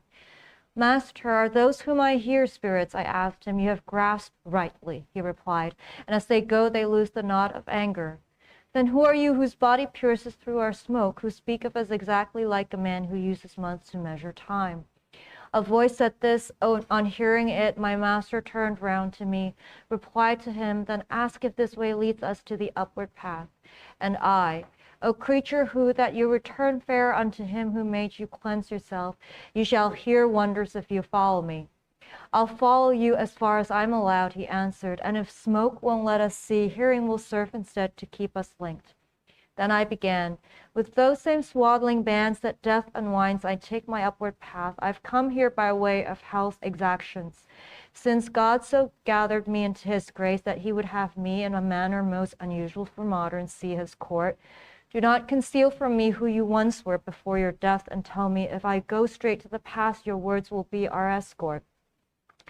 I was a Lombard, and I was called Marco. I knew the world's ways, and I loved those good for which the bows of all men now grow slack. "The way you've taken leads directly upward." So he replied, and then he added, "I pray you to pray for me when you're above." And I to him, "I pledge my faith to you to do what you have asked, and yet a doubt will burst in me if it finds no way out. Before, my doubt was simple, but your statement has doubled it and made me sure that I'm right to couple your word with another's. The world indeed has been stripped utterly of every virtue. As you said to me, it cloaks and is cloaked by perversity. Some place the cause in heaven, some below, but I beseech you to define the cause, that seeing it I may show it to others. A sigh from which a sorrow formed an O was his beginning. Then he answered, Brother, the world is blind, and you come from the world. You living ones continue to assign to heaven every cause, as if it were the necessary source of every motion. If this were so, then your free will would be destroyed, and there would be no equity and joy for doing good and grief for evil. Okay, so Dante meets a man named Marco Lombard, and they engage in a debate, a discussion, okay? Has to do with nature of free will. And as we explained earlier, free will has to be the fundamental law of the universe for the universe to work properly, okay? If you just think that God intervenes and that a lot of things are predetermined, you're not incentivized to do any good and evil, okay? You become fatalistic. And so he says that free will has to be the fundamental law of the universe, okay? Keep on going. 73. The heavens set your appetites in motion, not all your appetites, but even if that were the case, you have received both light on good and evil and free will, which though it struggled in its first wars with the heavens, then conquers all, if it has been well nurtured. On greater power, better nature, you who are free depend, that force engenders the mind in you outside the heaven sway. Thus, if the present world has gone astray and you is the cause, and you it's to be sought, and now I'll serve as your true exegete. Issuing from his hand, the soul on which he thought with love before creating it is like a child who weeps and laughs in sport. That soul is simple, unaware, but since a joyful maker gave it motion, it turns willingly to things that bring delight. At first it savors trivial goods, these would beguile the soul, and it runs after them, unless there's guide or rein to rule its love. Therefore, one needed law to serve as curb, a ruler too was needed, one who would discern at least the tower of the true city. The laws exist, but who applies them now? No one. The shepherd who precedes his flock can chew the cud, but does not have cleft hooves. And thus the people who can see their guide snatch only at that good for which they feel some greed, would feed on that and seek no further. Misrule, you see, has caused the world to be malevolent. The cause is clearly not celestial forces. They do not corrupt. For Rome, who made the world good, used to have two sons, and they made visible two paths, the world's path and the pathway that is God's. Each has eclipsed the other. Now the sword has joined the shepherd's crook. The two together must of necessity result in evil. Because, so joined, one need not fear the other. And if you doubt me, watch the fruit and flower, for every plant is known by what it seeds. Within the territory watered by Adige and Po, one used to find valor and courtesy. That is, before Frederick was met by strife. Now anyone ashamed of talking with the righteous or of meeting them can journey there secure. True, 3 old men are there in whom old times reprove the new, and they find God is slow in summoning them to a better life. Corrado de Palazzo, good Gerardo, and Guido de Castel, whom it is better to call, as do the French, the candid Lombard. You can conclude the Church of Rome confounds two powers in itself. Into the filth it falls and fouls itself in its new burden. Good Marco, I replied, you reason well, and now I understand why Levi's sons were not allowed to share in legacies. But what Gerardo is this whom you mention as an example of the vanished people whose present would reproach the savage age? Either your speech deceives me or would tempt me, he answered then, for you whose speech is Tuscan seem to know nothing of the good Gerardo. There's no other name by which I know him unless I speak of him as Gaia's father. God be with you, I come with you no farther. You see the rays that penetrate the smoke already whitening. I must take leave. The angel has arrived before he sees me. So he turned back and would not hear me more. Okay, so just to summarize the speech, what he's doing is he's just explaining how the universe works, as we'll learn in Paradise, right? So God gave us free will. That is his greatest gift to us. And what allows us to know what's good, what's bad, is we're always seeking to return to him, right? We want to turn towards him, and that's what brings us eternal delight. But because we are young, we're immature, we don't appreciate that. So we get get lost and get confused, and we seek material pleasures. And in this chaos, a ruler will come and try to organize us and steer us towards God. But eventually, the ruler becomes corrupt himself. And then what happens is God has sent a divine messenger like Jesus or Homer or Dante to remind us of who we are, to remind us that we are divine sparks that seek to return to God. And then from this person will arise a religion, a church. And at first that's good, but then what happens is that the church and empire combine together. And then this causes a lot of corruption. But the main point is, yes, even though this is just a natural course of history, free will is the fundamental law of the universe, and therefore we must take responsibility for all our actions on Earth. We can't be like, well, God made us this way or whatever. No, God gave us all free choice. Whatever we do is because we choose to. So if we don't like things the way they are, we have to go fix it. Okay? Yes? So the fundamental rule of universe is free will. Then how do you but you said before there are good writers and bad writers. Does that mean a kind of deterministic No. Writers are yes. I think that the way I would answer this is just that bad writers are not good at organizing the inspiration they receive. So they receive visions and characters and stories, but the way they write it means that other beings have a hard time putting their minds in the story. So they just miscommunicate whatever their inspiration is. Okay, so sorry. Let me explain what I mean, okay? What I mean are writers who become historical figures, writers who change the course of history, people like Homer, Dante, Shakespeare, Plato, okay? These are clearly divine prophets who are compelled to be messengers for the monad, for the divine. Okay? What you're thinking about is, okay, is this guy a bestseller? Is he technically proficient? That doesn't matter. No one cares about these people, okay? You may care about these people because they're alive today, but 100 years from now, no one's going to read, like who's a famous writer? Excuse me? J.K. Rowling. J.K. Rowling. No one's going to read J.K. Rowling 100 years from now, okay? So the prophets are determined before by God. Yeah. Can someone explain to him how this works? Anna, can you try? I think good writers are willing to kind of be a vessel for God's thing. So you are very empty on the inside. It's like yoga, right? Like when you're doing the posture, you empty yourself and then these things come to you. So if you are a bad yoga person, then you do all your postures and then you make it look really good. You balance yourself very well, but then you are not a channel.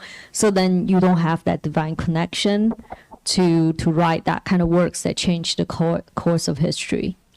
Did you want to say something? I think those good writers are just born with a different filter, right? Because like you said, our body is basically a filter to filter the reality, and they can choose to they can be like either like Virgil or Dante. They can choose like Virgil to distort the celestial order to and write the Iliad, right? Or they can choose to be like Dante to convey this like divine order to the secular world. Yeah.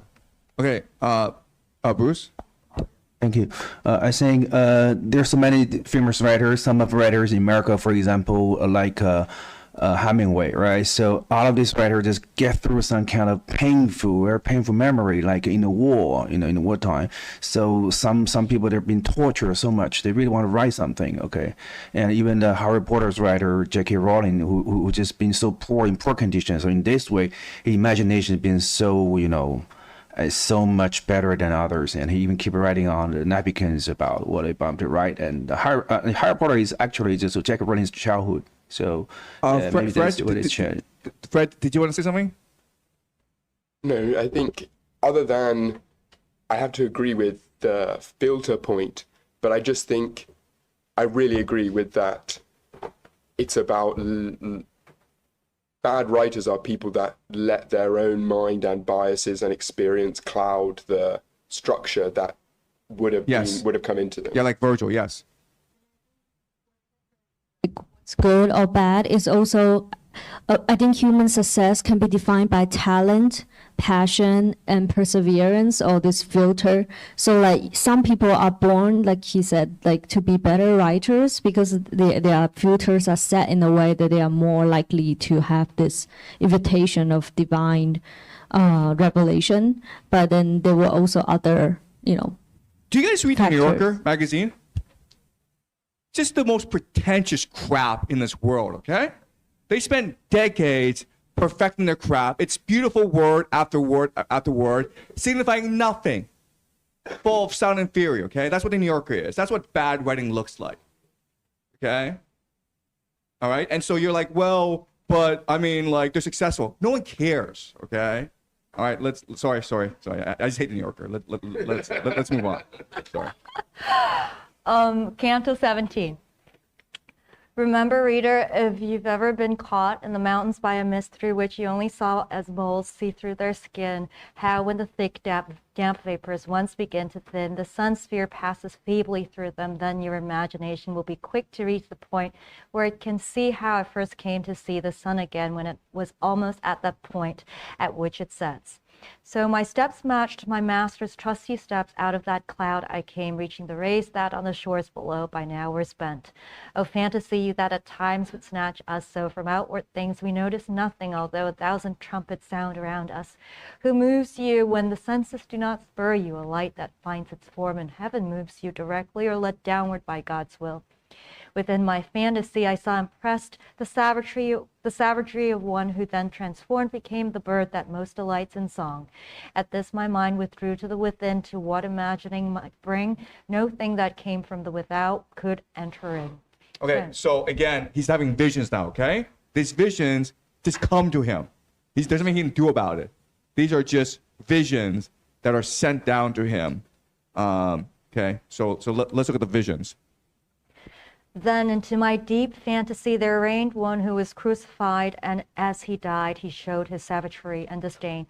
Line 28, around him were great Ahasuerus, and Esther his wife, and the just Mordecai, whose saying and whose doing were so upright. And when this image shattered of itself, just like a bubble that has lost the water beneath which it was formed, there then rose up in my envisioning a girl who wept most bitterly and said, O Queen, why did you in your wrath desire to be no more, so as to keep Lavinia? You killed yourself, now you have lost me. I am she, mother, who mourns your fall before another's.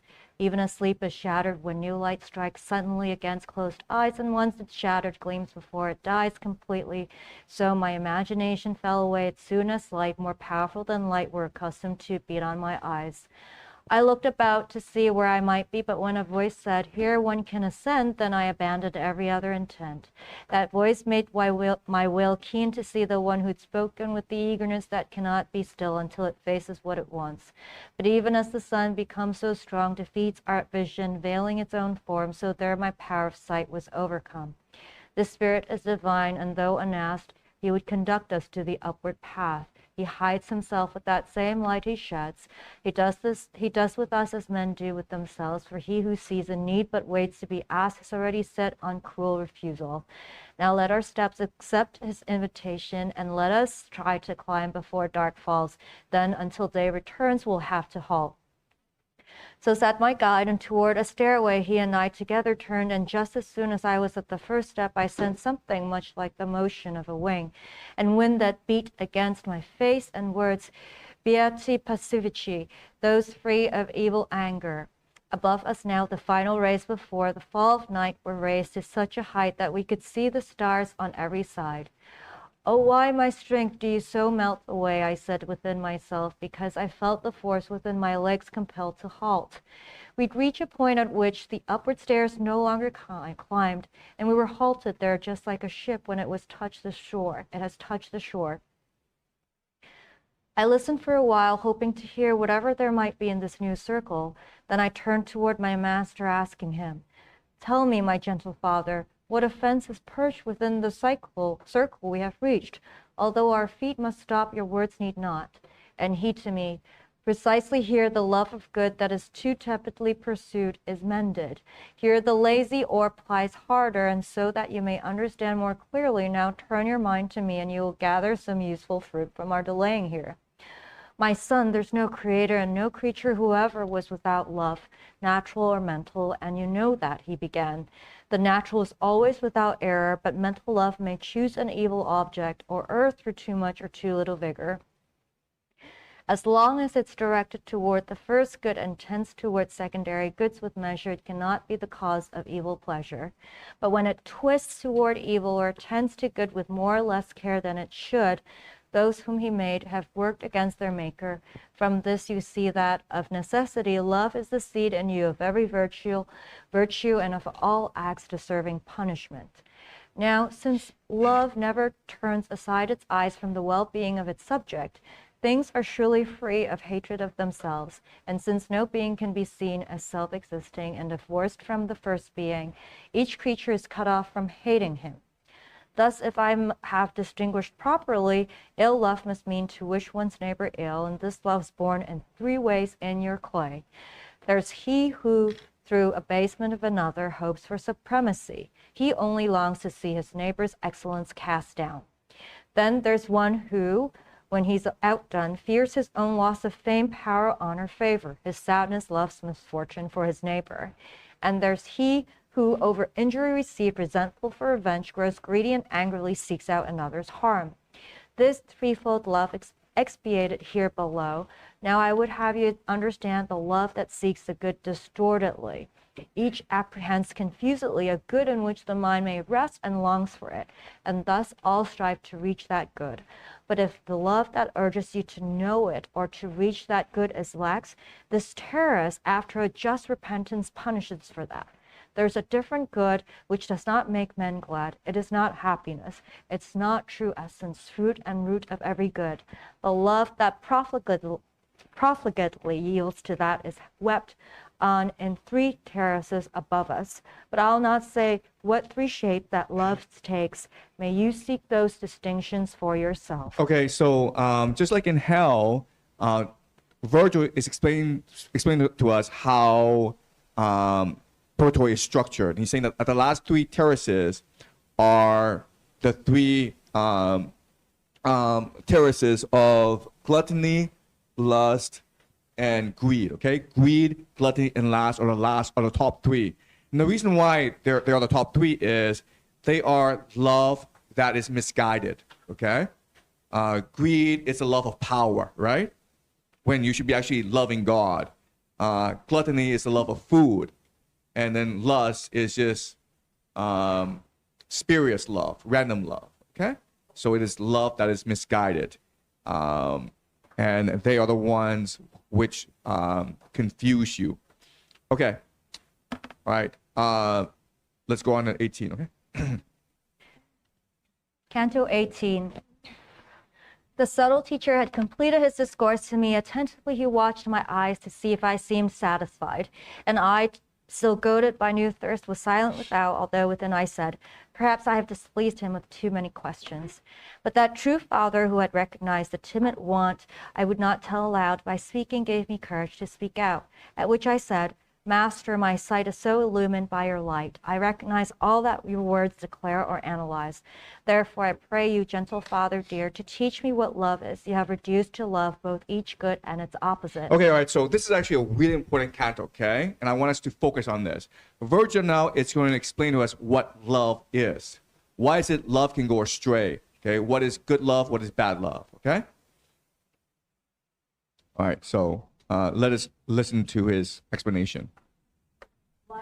Line 16. He said, direct your intellect's sharp eyes toward me, and let the air of the blind who'd serve as guides be evident to you. The soul, which is created quick to love, responds to everything that pleases just as soon as beauty wakens it to act. Your apprehension draws an image from a real object and expands upon that object until the soul has turned toward it. And if, so turned, the soul tends steadfastly, then that propensity is love, its nature that joins the soul in you anew through beauty.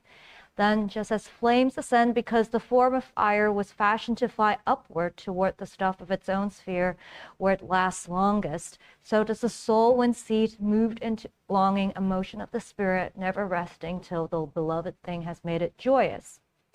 Now you can plainly see how deeply hidden truth is from scrutinists who would insist that every love is in itself praiseworthy, and they're led to error by the matter of love because it may seem always good, but not each seal is fine, although the wax is. Your speech and my own wit that followed it, I answered him, have shown me what love is, but that has filled me with still greater doubt. For if love's offered to us from without, and is the only foot with which soul walks, soul going straight or crooked has no merit. And he to me, what reason can see here I can impart. Past that for truth of faith, its Beatrice alone you must await. Every substantial form at once distinct from matter and conjoined to it, ingathers the force that is distinctively its own. A force unknown to us until it acts. It's never shown except in its effects, just as green boughs display the life in plants. And thus man does not know the source of his intelligence of primal notions and his tending toward desires of primal objects. Both are anew just as in bees. There is the honey-making urge. Such primal will deserves no praise, and it deserves no blame. Now that all other longings may conform to this first will, there is in you inborn the power that counsels, keeper of the threshold of your ascent. This is the principle on which your merit may be judged, for it garners and winnows good and evil belongings.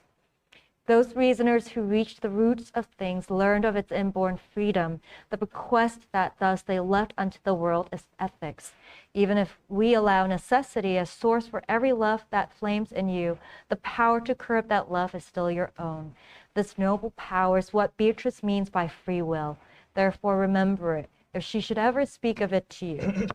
Okay, so again, this is a very important speech, okay? And this is really the defining speech, the defining a dialogue between Dante and Virgil. Remember how we said that at the end of Inferno, Virgil gave birth to Dante. And throughout this process, it was Virgil that was guiding Dante. Well, at this point, this dialogue, this debate is going to mark when Dante and Virgil have their separation, okay? So let's figure out why Dante and Virgil, they must separate. So Virgil's saying this.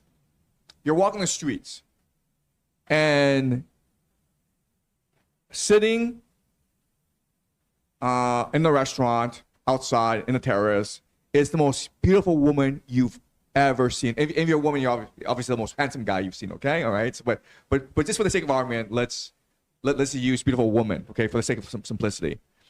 And what do you want to do now? Come on. Yeah, you want to go say hi, like, hey, how are you? You sit down beside her, okay? And what happens next? Okay. What happens next? You're talking to her. You're like, hey, how are you? What a beautiful day. If you're Virgil, what do you aspire to do? Possess her?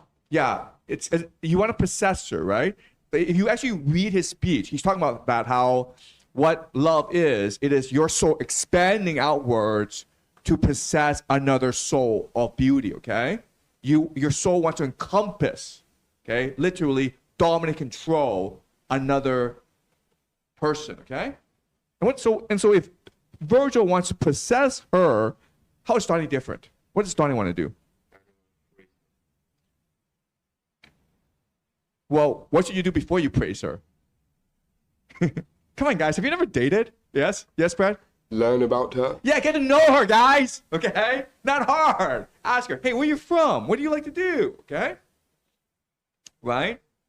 So what Virgil's saying is, that's what love is. Love is basically lust. You see someone beautiful and you want to have her, okay? And so what happens if she says, you're ugly or I don't like you? What would Virgil do? Yes. Put her in hell. Well, yeah, that's what he does ultimately. But what does he do beforehand?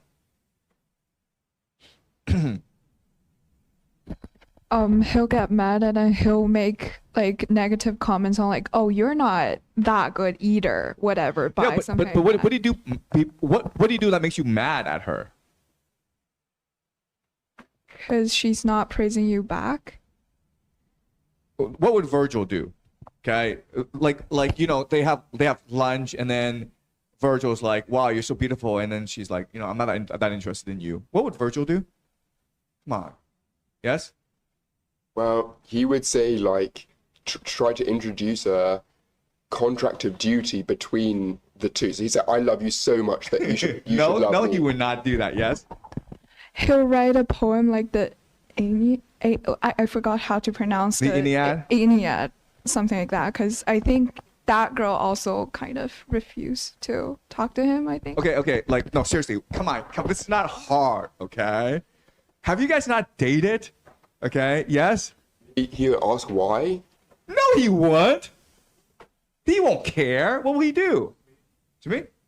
No, he won't. Maybe insult her, be like, are you blind or No, something? come on. Maybe he would just walk away. No. To me? How do you insist? He will try to reason her out and persuade. No, guys, come on. How about buy her flowers? How about buy her chocolate? How about buy her diamond ring? How about buy her Mercedes? How about like take her to Monaco for the Grand Prix? How about like, introduce her to like Jackie Chan? How about buy her a villa, right? How about take her to the moon, like, right? He won't stop. And then if he gets rejected, what will he do? He'll put her in hell, man. He'll write the Aeneid and put her in hell. You understand? That's what literally he will do. Right? For like years and years, he will pursue you, and you'll be like, no, and he'll try harder and harder, okay? That's Virgil's conception of love. Tell me how Dante is different. Yes, Edward? Did you want to... Try it. If he was rejected, he would just continue to love her. Would he get rejected, Anna? Just getting to know her and praise her and then write poetry for her. And if she rejects him, usually she wouldn't, I guess, because he's so loving. But if she does, then he will continue to love her regardless of her reaction to him. But I love you because I love you. I don't need you to love me back, because the true essence of love is just love. Like, you just flow, and like if you don't love me, that's fine. Yeah. Yes. So what is your name? Crystal, and I was trying to make a similar point. So. Okay, thanks, Chris. Okay, all right. What does Virgil want at the end of the day when he's sending her flowers and buying her a diamond ring? What does he really want? Sex. Yeah, all he wants is sex, man. Okay, for him, that's what love is. Okay, sex. Does Dante want sex? Yes. Part of it. No, he does not. Okay, guys, yes. I think in answer to the first part, like how he would seduce her, he basically try and get to know her as long as it took that it was impossible for her to deny that there was another soul present in her presence. But I think that he doesn't want sex because I think it was his love for Beatrice, who he never really had sex with, that was like, he was thinking, how can I love this person so much, but I'm not trying to procreate, or I'm blocked from procreating because she died young. Right. Also, historically, this is the time of the courtly love tradition. So you're supposed to like just worship a woman, but not possess her. Okay. You're supposed to worship her from afar. Usually, it's a married woman. Usually, it's someone you can never ever have. But you just write poetry in praise of her. It's something called a courtly love tradition. The troubadours or the provincials in France, and Sordello, who we met previously, was part of this troubadour tradition. Okay, so Dante, he would not be interested in the sex. he would think that love is the perfect expression of his devotion, of his faith, of his individuality. Okay, does that make sense? Okay, so these are two. Yes, Andy. We passed by Canto 16, which is the center of the whole comedy, and that's the canto that focuses on free will. And now we get this. We get a lecture on love, which doesn't seem symmetrical from Paradise or Inferno, and so it's like the free will kind of has led into this concept of love. Okay. At the center of the whole comedy. Right.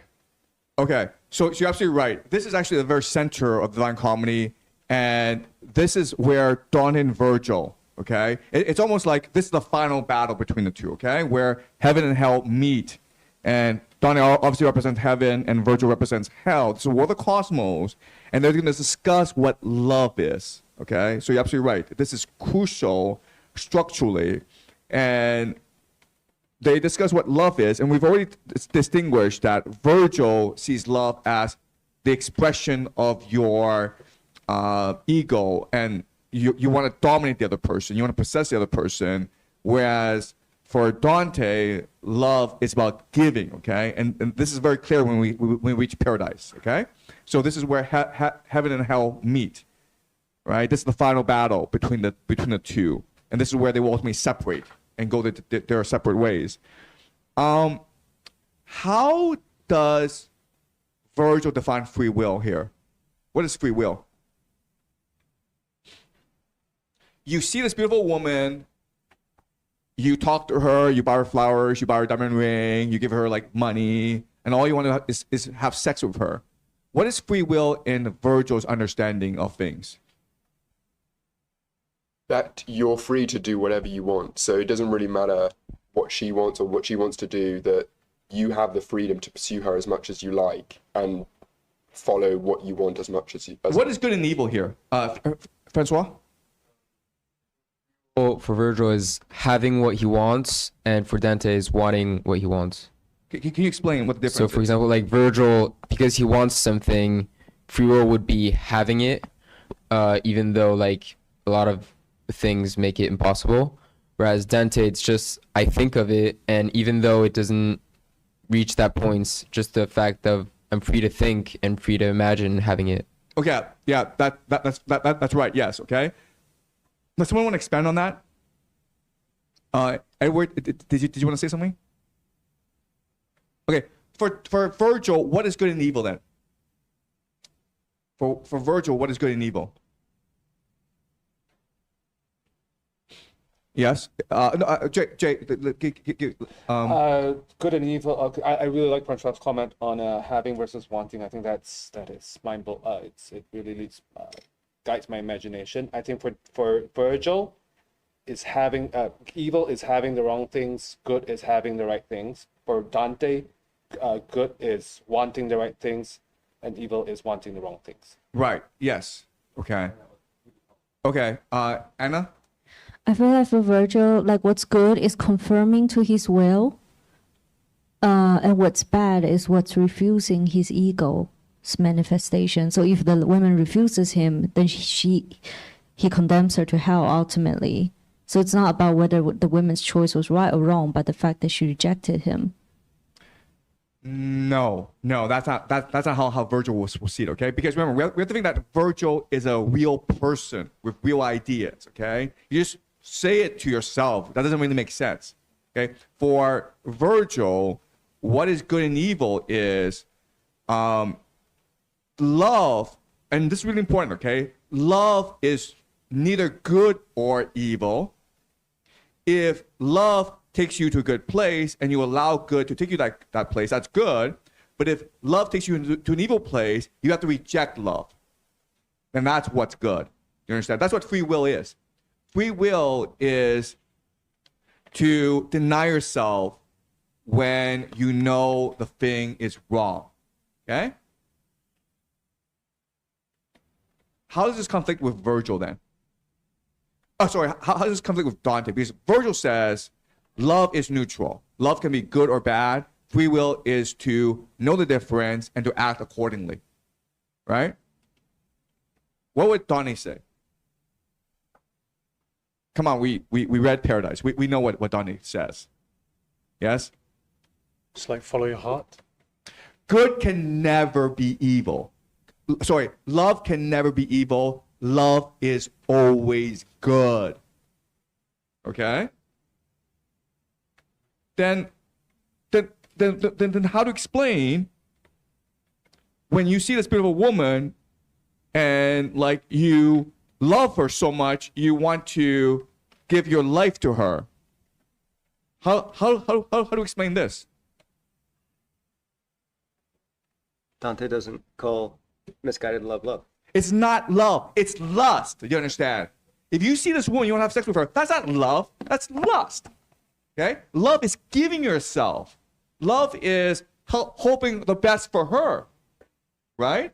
It's like, how can I help you? How can I be your friend? How can I support you? That's what love is. It's not like, I want to have sex with you. That's just what lust is.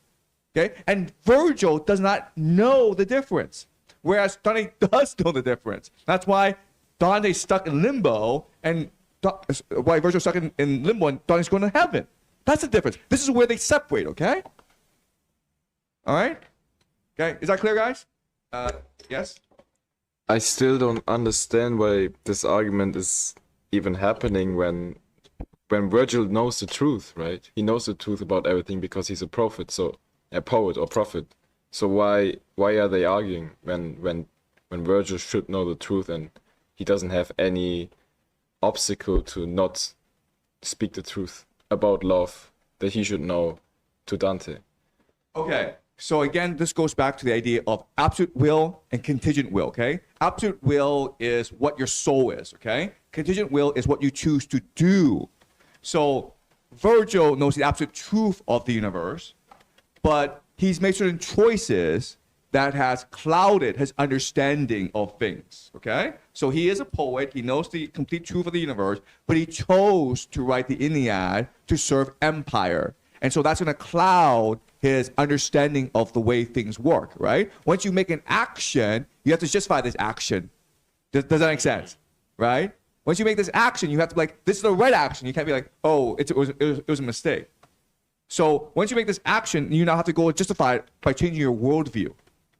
Okay? So even though he knows the absolute truth, he needs to make certain adjustments to this theory in order to make his actions make sense to him. Right? So he knows that love is giving yourself, but then like, why did you write the poem, the Iliad, and why did you let you censor it? And you know better, right? And you're like, well, okay.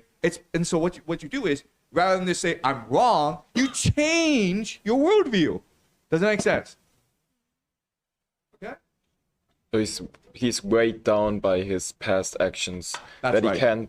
He's not able to change himself. And that's what sin is, right? Sin is you are weighed down by your actions and you refuse to forgive yourself. And so you just basically put yourself in hell for all of eternity. Okay? Does it make sense? Virgil's problem is he refuses to admit he's wrong. He would rather forget, he would rather just burn in hell than just admit, you know what? I was wrong to write the Iliad. Okay? All right, guys, so we'll take a break and we'll come back at lunch, after lunch. Okay, welcome back. Good afternoon. So to start, we have a special presentation from Francois. And he's going to talk about how he perceives how memory works, okay? So, Francois? Yeah, hello everyone. So I was just like looking at Zhang's work and how he represented things. And it was really messy and it seems like you were channeling the wrong guy, I feel like. Right. So yeah, I basically did this map on the right. So this was like our discussion before about psychology. So it is still like quite vague, but you understand the most of it. And on the right, so there's a big like circle where there's a source in the middle, which is the monad, so like energy and all. And so it sparks, like it's very vibrant from the middle, and then it extends into some very flat circle. And so how I look at it is that on the exterior, it's more about present, material, and ego. And so if your consciousness is directed like in this realm, then you'll think about like money, time, house, material objects, about yourself, etc. And like depending on situations and moments in your life, then your consciousness is more directed in the center, where you like think more of love, hope, and family, and like etc. It's just like a whole idea.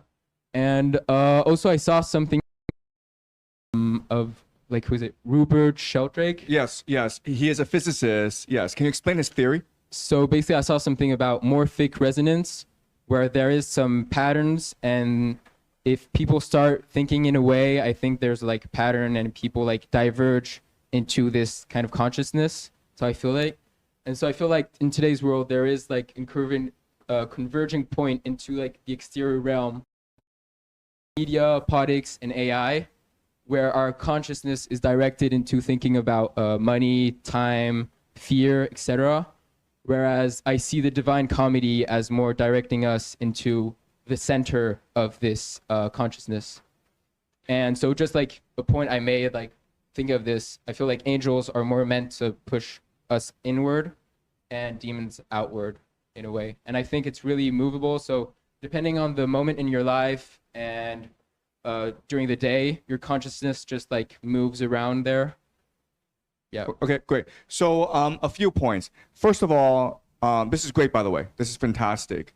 But my first point is, remember yesterday, Professor Bromwich told us that William James, he believed ghosts actually exist, but they were really boring. Okay, they didn't actually have much consciousness. And this is something that we experience in Divine Comedy as well, where there are angels and demons, but they don't really do anything, okay? But the thing is, like, they're all around us. And this is what the theory is. Like we're surrounded always by these angels and demons who are torn in different directions. Okay, that's the first point. Second point is that Rudolf Sheldrake is really interesting. So if you have a chance, please watch his interviews, his presentations online.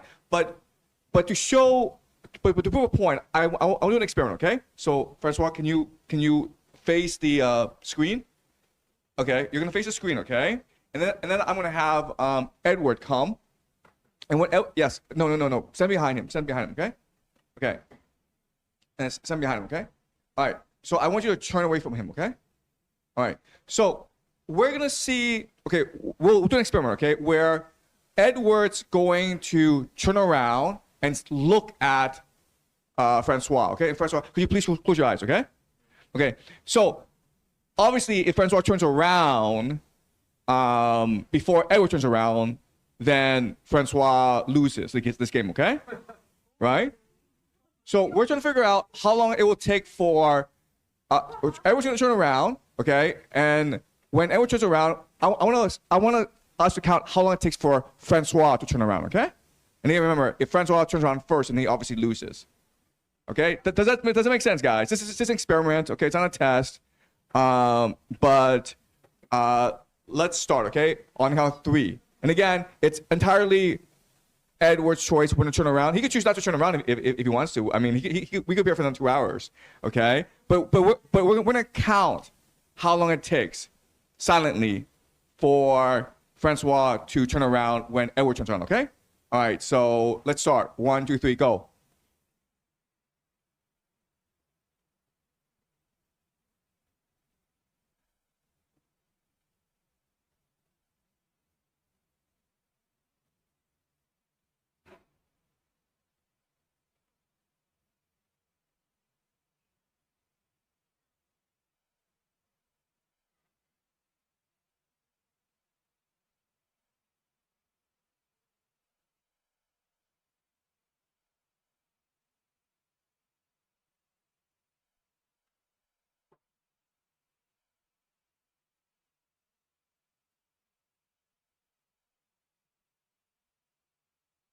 Wow, you guys see that? That was pretty fast, man. Thank you both. Okay, you see that? You guys saw that? So Francois, how did you know? Can you? Because like we waited a long time, and I was getting impatient. I was like, "What's going on here, man?" Just through like, so I was focusing on my respiration, and I felt there was a moment I was like in control of the situation. I felt it was the right moment.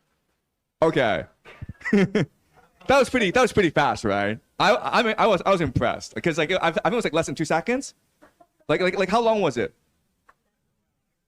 Yeah, and like Edward was being sneaky about it too, right?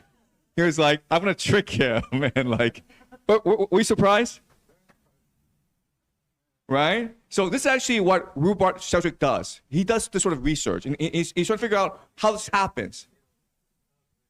Like how does this happen? Right? If you use standard neuroscience, it gets you nowhere, right? But if you believe, though, that we actually exist in different dimensions, and we have morphic fields, okay? So basically, we project outwards. And so this sort of stuff is possible, but also, if you think about it, telekinesis is also possible to a certain degree, okay? And this is something we'll discuss as we continue the Divine Comedy, what our souls are. Our souls are essentially these morphic fields, okay? And so when Edward is turning around and staring at Francois turns around because there's a connection at the soul level, okay? And that's why the reaction is so fast. Weird, right? Okay. Well, there you go. All right, let's continue the Divine Comedy.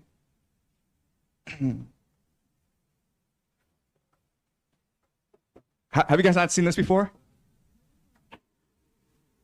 Yeah. Again, like, the point is there's so much interesting stuff out there, but we close our minds to it, right? We have these prejudices about how the world works, and so we shut off our minds to these possibilities. Well, what's your impression of that? I knew that was But like, when we saw it happen, weren't you kind of like shocked? Yeah, it was kind of shocking, right? Because like I knew it happened too, but like I didn't know it would happen that instantly, right? That fast. Were you surprised? Yeah. It's like we said. Also, right? you put us all in tune. Yes. You put us all in tune. We've been doing this for 10, 11 days. Yes. Okay. Yes. Excuse me? No, just like, yeah, I waited a long time. Yeah, you did. I was getting impatient, man. I was like, what, man? So Yeah. I'd waited so long, so I thought when I finally turned around, it might take me a while then to turn around. Yeah. And then he, basically, as soon as I turned around and looked at him, he turned around. Yeah. It happens pretty fast. Okay. All right, guys. Let's continue Divine Comedy. Okay. Canto 18, line 76. The moon with midnight now behind us made the stars seem scarcer to us.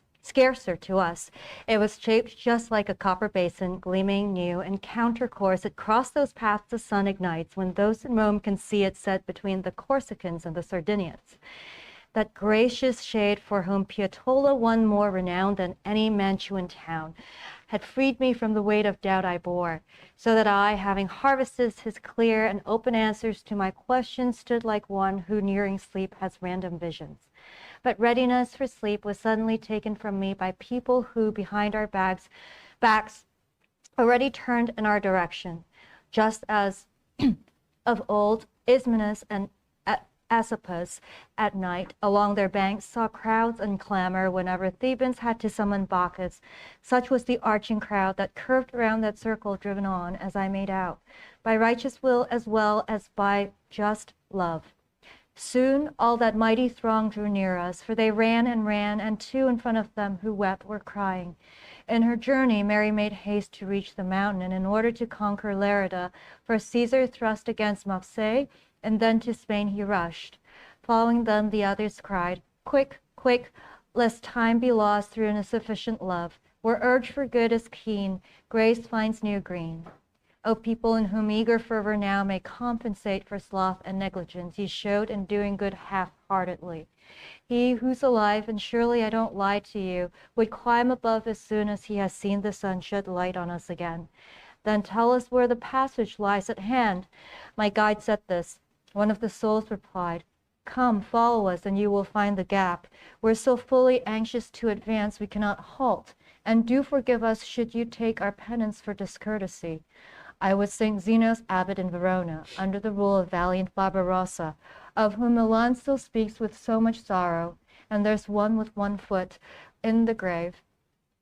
who soon will weep over that monastery, lamenting that he once had power there because in place of its true shepherd, he put one who was unsound of body and still more of mind and born in sin, his son. I don't know if he had said more or was silent. He had already raced so far beyond us, but I heard this much and was pleased to hear it. And he who was my help in every need said, "Turn around, see those two coming, they whose words mock sloth?" And I heard those two say behind all of the rest, the ones for whom the sea parted were dead before the Jordan saw those who had inherited its lands. And those who did not suffer trials until the end together with Anchises' son gave themselves up to life without renown. Then when those shades were so far off from us that seeing them became impossible, a new thought rose inside me, and from that thought, still others, many and diverse, were born. I was so drawn from random thought to thought that, wandering in mind, I shut my eyes, transforming thought on thought to dream. So a new thought rose inside of me, and it kept on going, okay? So that's what happens as you become much more virtuous. You become much more connected to the divine consciousness, and more visions are downloaded into you, okay? That's a process at work. All right, let's keep on going.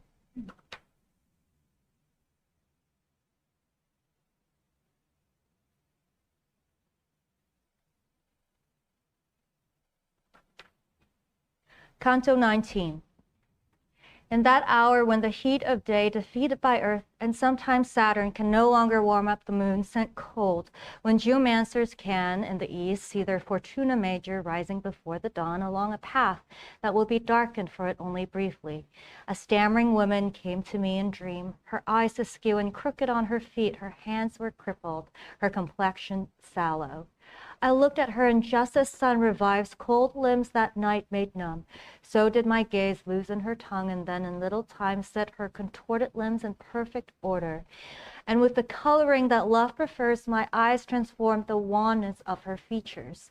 And when her speech had set free, then she began to sing so that it would have been most difficult for me to turn aside. I am, she sang, I am the pleasing siren who in mid-sea leads mariners astray. There's so much delight in hearing me. I turned aside Ulysses, although he had long to journey, who gross used to me seldom departs. I satisfy him so. Her lips were not yet done when there beside me a woman showed herself, alert and saintly to cast the siren into much confusion. "Oh, Virgil, Virgil, tell me, who is this?" she asked most scornfully, and he came forward, his eyes intent upon that honest one. He seized the other, bearing her in front, tearing her clothes and showing me her belly. The stench that came from there awakened me. I moved my eyes, and my good master cried, "At least 3 times I've called you. Rise and come. Let's find the opening where you may enter." Okay, all right. So this is another dream, okay? So again, as Virgil was kind of higher, more and more visions come to him. And this is a very strange dream, right? Because Dante is being seduced by the siren, right? The siren who seduced Ulysses. And then a woman barges in and shouts, "Oh, Virgil, Virgil, tell me, who is this?" And then Virgil comes forward, and then he seizes the siren and tears her clothes apart. What's going on here? Okay. Let's try to figure out what this dream is about. Remember, the last dream that Dante had was a vision from heaven where Lucia, as an eagle, picks him up and delivers him to the gates of Purgatory. What is going on here? And again, I don't know the answer. It's all interpretation, right? It's all speculation. So can someone tell me what is going on here? What is this dream about?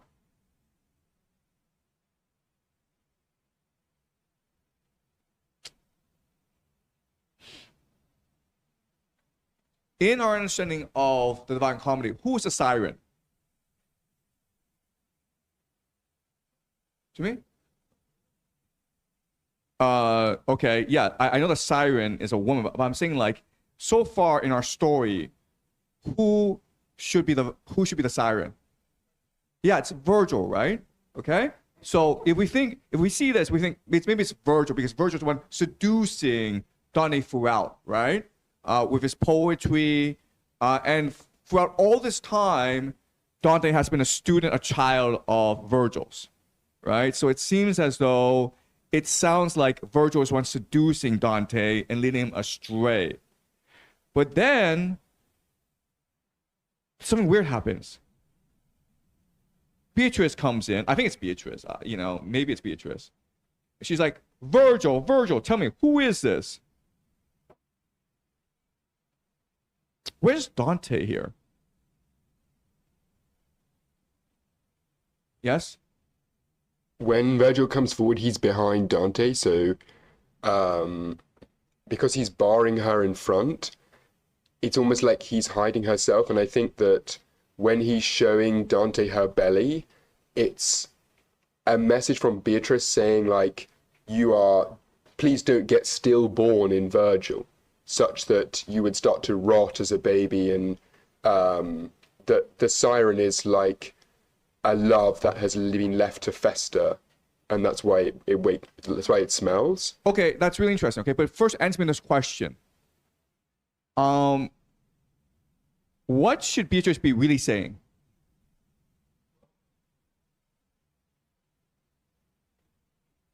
What should Beatrice be saying? To me? No. So it seems as though Don is being seduced, right?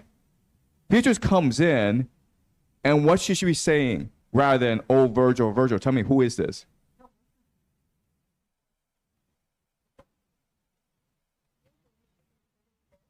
And be like, she'll probably be like, she is pissed right now. Yeah. Right? She asks scornfully. yeah. But what is strange or paradoxical about what she's saying? Because Virgil should be the siren, but now there's another siren. Yeah, why is she talking to Virgil? She should be talking to Dante, right? It's Dante's dream. Beatrice is Dante's beloved, right? This is a dream. So visualize this. Dante is staring at a siren. He's being seduced by the siren. Can you explain? So in this dream, Dante is Virgil. Yeah. And why is this a problem? What does this tell Dante? It's a clarion call that he's gone too far in his bond with Virgil. Okay. Yes. Anyone else? Yes. I think in the moment when you have to kill your father as a man, or whatever the case may be, that final moment is when you realize your greatest affinity with the father. So Yes. you're thinking, these are the things that make me like him. This is Yes. how I am him. Yes. And you use him as a final projection. You say, all right, I'm Yes. him. Now I'm gonna. It's over. Yeah. Have you guys watched Star Wars? Right. I know you watched Star Wars. Yeah. But you remember the scene where is it episode 2? But you know, like Luke has to kill his father, right? So he kills someone, he discovers it's his father. Yeah. Right? When he opens it, it's like himself, right? Okay? So it's playing to that idea. It doesn't make sense, guys. Okay? So that conversation, that dialogue between Dante and Virgil is a turning point now, because it sounds correct, but there's a part to it that Dante knows it's not correct. Okay? And now his connection to the divine is giving him these images to show him it's not correct. In fact, the universe is now warning him, be aware of Virgil. You are now Virgil. Right? Okay? Does that make sense, guys? Yes. It's especially because right after Virgil delivered his speech about love, and so Dante is almost like inhibiting his worldview to his, right? So he's like becoming Virgil in that aspect, and especially like understanding love is like the most important thing for Dante, that he gets it right. Yes, exactly. Yes. Thank you. Okay. All right. But you see how, like, once you connect to the divine will steer you in the right direction. Do you understand? Like, what's important is to connect yourself to the divine through love. Once that happens, the divine will give you messages to show you the way, even though you may yourself may be corrupted. All right, let's keep on going. Does anyone else want to add something to the stream? Because again, this is a very complex stream. Okay, I don't want to oversimplify it. Yes? I think it's quite telling that Beatrice asked Virgil to identify the siren, because it's kind of the love that we were talking about that Virgil has that turns the ugly lady into a beautiful one. That the idea that he could possess her makes her beautiful, when in fact she's like sallow and ugly and malformed. Anna? Yeah, it also makes me think about this whole idea in the Greek tradition that the first 2 or 3 gods, like before Zeus, they were all father killing. So this idea of almost Epictetus theory, like you have to kill your father to become yourself. Yeah. It's also the turning point, like past 16, right? Like halfway through Purgatory, that your first half of your life is childhood. You're imitating your dad, and you want to be him, or you battle him a little bit in teenage. When you're a teenager. And then finally, I guess maybe this is the turning point in which he becomes adulthood, which is killing of one's father. Okay. The other thing I will point out is like how the universe talks to you is through images that evoke emotions. Do you understand? Right? The images don't really mean that much. The images are meant to convey emotion, to like provoke an emotion in you that leads you to the correct path. So, I mean, what I think, my interpretation is this, okay? If I'm Dante, I see this dream and I'm extremely uncomfortable. I'm extremely anxious. And the reason why is I feel as though Beatrice and Virgil might become one with each other. Does that make sense? Because it's Virgil who goes and does Beatrice's bidding. Okay? So it's one of like, Virgil is my competitor now. You understand? That's the emotion now. Before it's like Virgil's my father. Now he's like, no. Virgil is my competitor. I need to watch out. I mean, like if I really want to keep Beatrice, I need to show I am more worthy than Virgil, that I am more willing to sacrifice myself for Beatrice. Yeah, which in a way is very Oedipus complex too, right?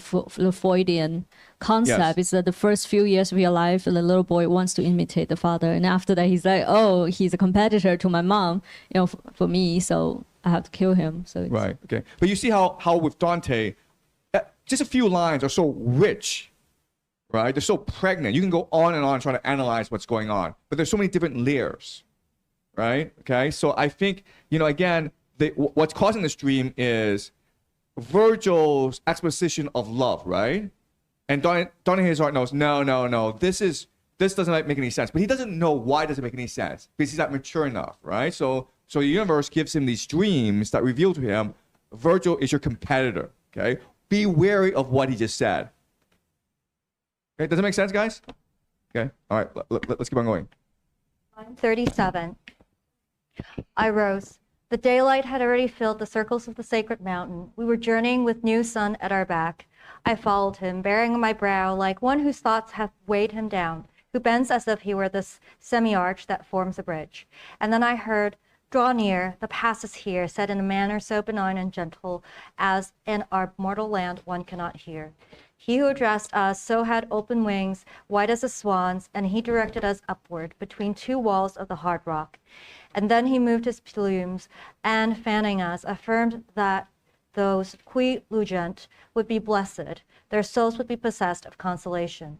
What makes you keep your eyes upon the ground? My guide began to say to me when both of us had climbed a little past the angel.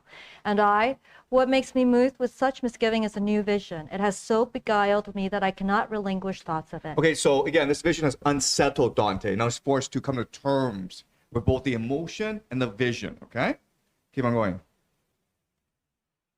The one you saw, he said, that ancient witch, for her alone one must atone above.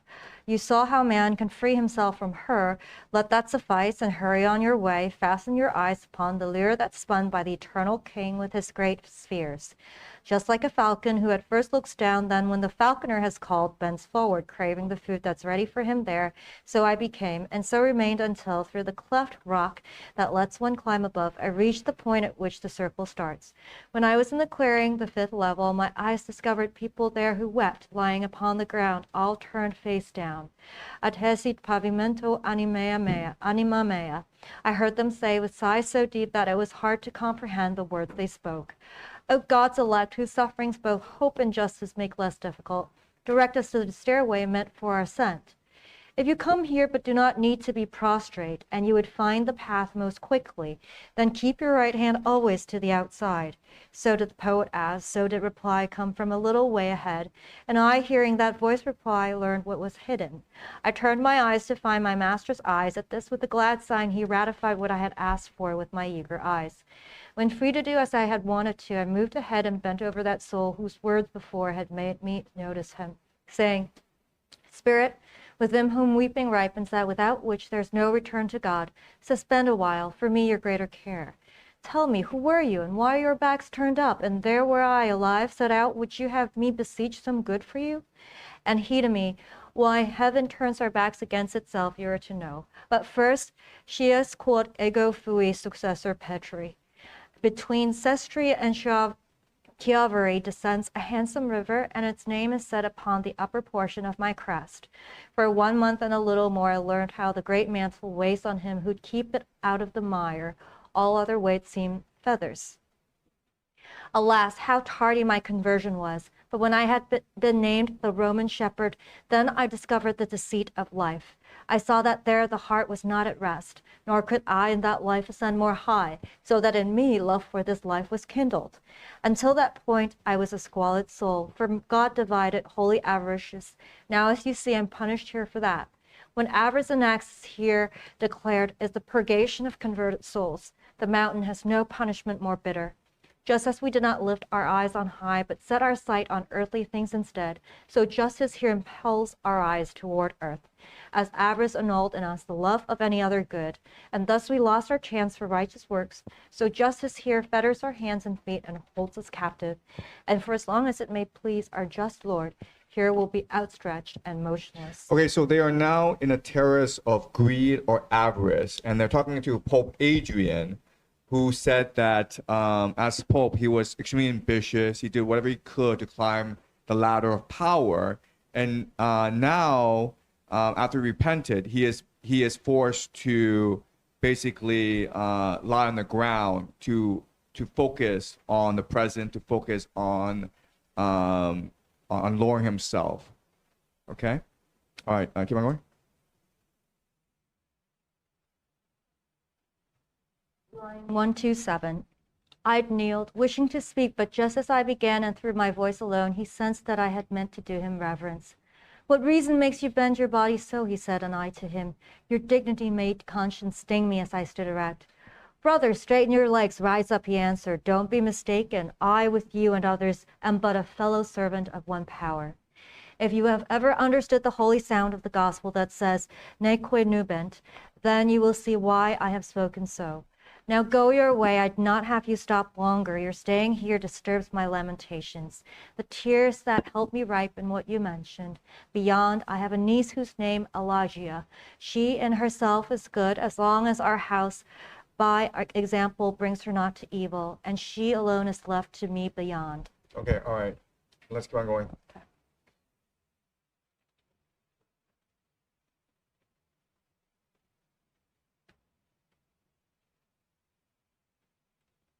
Canto 20.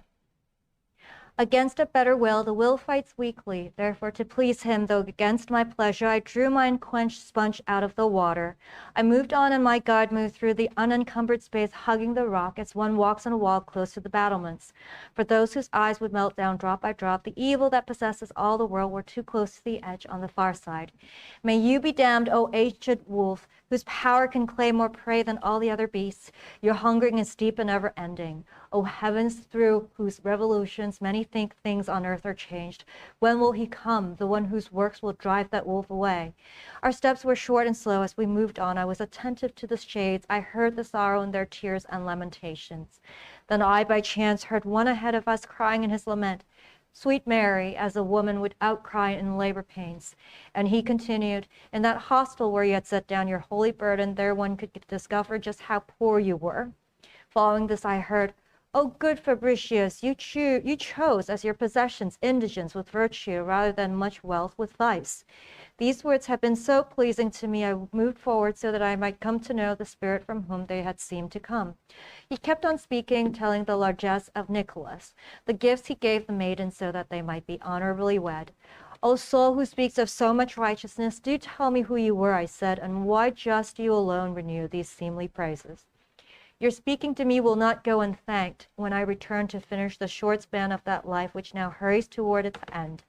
And he, I'll tell you, not because I hope for solace from your world, but for such grace as shines in you before your deaths arrived. I was the root of the obnoxious plant that overshadows all the Christian land so that the fine fruit can rarely rise from them. Okay, so his name is Hugh Capet, and he is the founder of the current dynasty of the Holy Roman Empire, okay? So his family now controls the Holy Roman Empire. As we know, the Holy Roman Empire is at war with the Vatican. And this is causing all sorts of chaos throughout the world. So he's the root of that obnoxious family that is now overshadowing all Christian lands. Okay? And his name is Hugh Capet. Okay? All right.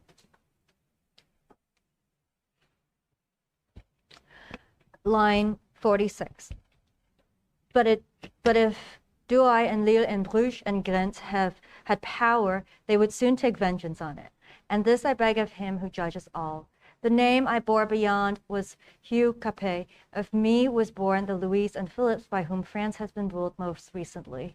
I was the son of a Parisian butcher when all the line of ancient kings was done and only one, a monk in gray, survived. I found the reins that ruled the kingdom tight within my hands, and I held so much new gained power and possessed so many friends that to the widowed crown, my own son's head was elevated, and from him began the consecrated bones of all those kings. Until the giant dowry of Provence removed all sense of shame within my house, my line was not worth much, but did no wrong.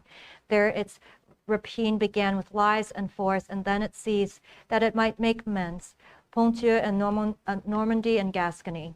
Charles came to Italy, and for amends made Coradin a victim, and then thrust back Thomas into heaven for amends. I see a time not too far off in which another Charles advances out of France to make himself and his descendants famous. He does not carry weapons when he comes, only the lance that Judas tilted. This he couches so he twists the paunch of Florence. From this he'll gain not land, just shame and sin, which will be all the heavier for him as he would reckon lightly such disgrace. The other, who once left his ship as prisoner, I see him sell his daughter, bargaining as pirates haggle over female slaves. O avarice, my house is now your captive. It traffics in the flesh of its own children. What more is left for you to do to us? That past and future evil may seem less, I see the fleur-de-lis enter Anani, and his vicar, Christ made prisoner. I see him mocked a second time. I see the vinegar and gall renewed, and he slain between two sleeves who are still alive. And I see the new pilot, one so cruel that, still not sated, he without decree carries his greedy sails into the temple. O you, my lord, when will you let me be happy on seeing vengeance that concealed makes sweet your anger and your secrecy? What have I said about the only bride the Holy Ghost has known, the words that made you turn to me for commentary? These words serve as answer to our prayers as long as it is day, but when night falls, when we recite examples that are contrary, then we tell over how Pygmalion, out of his greedy lust for gold, became a thief and traitor and a parricide. The wretchedness of avaricious Midas resulting from his ravenous request, the consequence that always makes men laugh. And each of us recalls the foolish Achan, how he had robbed the spoil so that the anger of Joshua still seems to sting him here. Then we accuse Sapphira and her husband. We praise the cakes Heliodorus suffered, and Polymnestor, who killed Polydorus, resounds in infamy around all this mountain. And finally, what we cry here is, Crassus, tell us, because you know how does gold taste. At times one speaks aloud, another low, according to the sentiment that goads us now to be more swift and now more slow.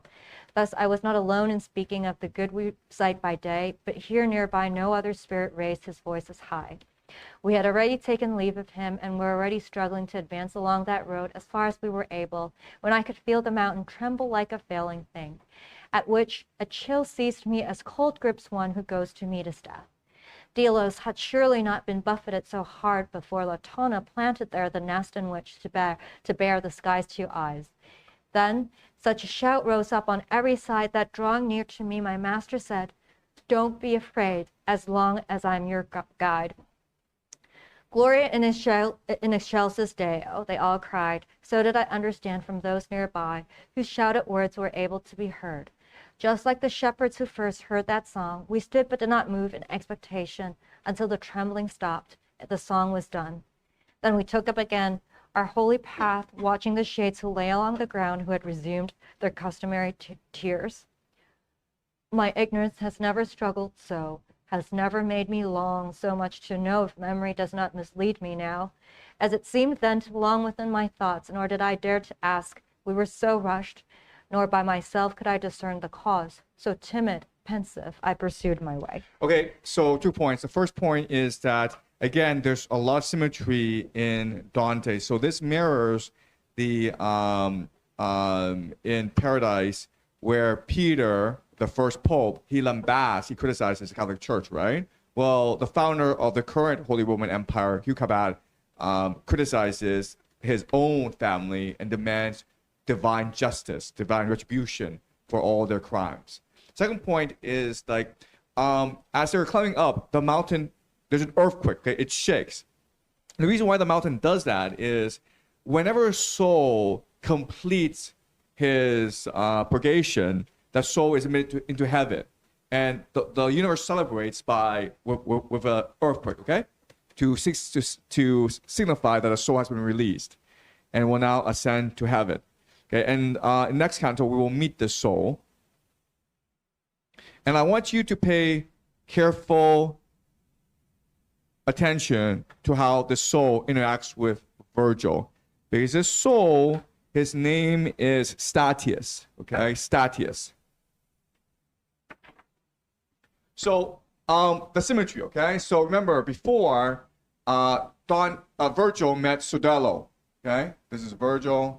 Sordello is a troubadour, which is say he's a poet of the courtly love tradition.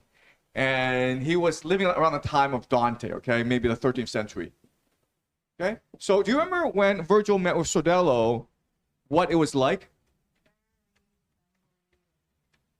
Yeah, they were from the same place. And what else? Okay, and Sordello bowed before Virgil, right? And how did Virgil feel about all this?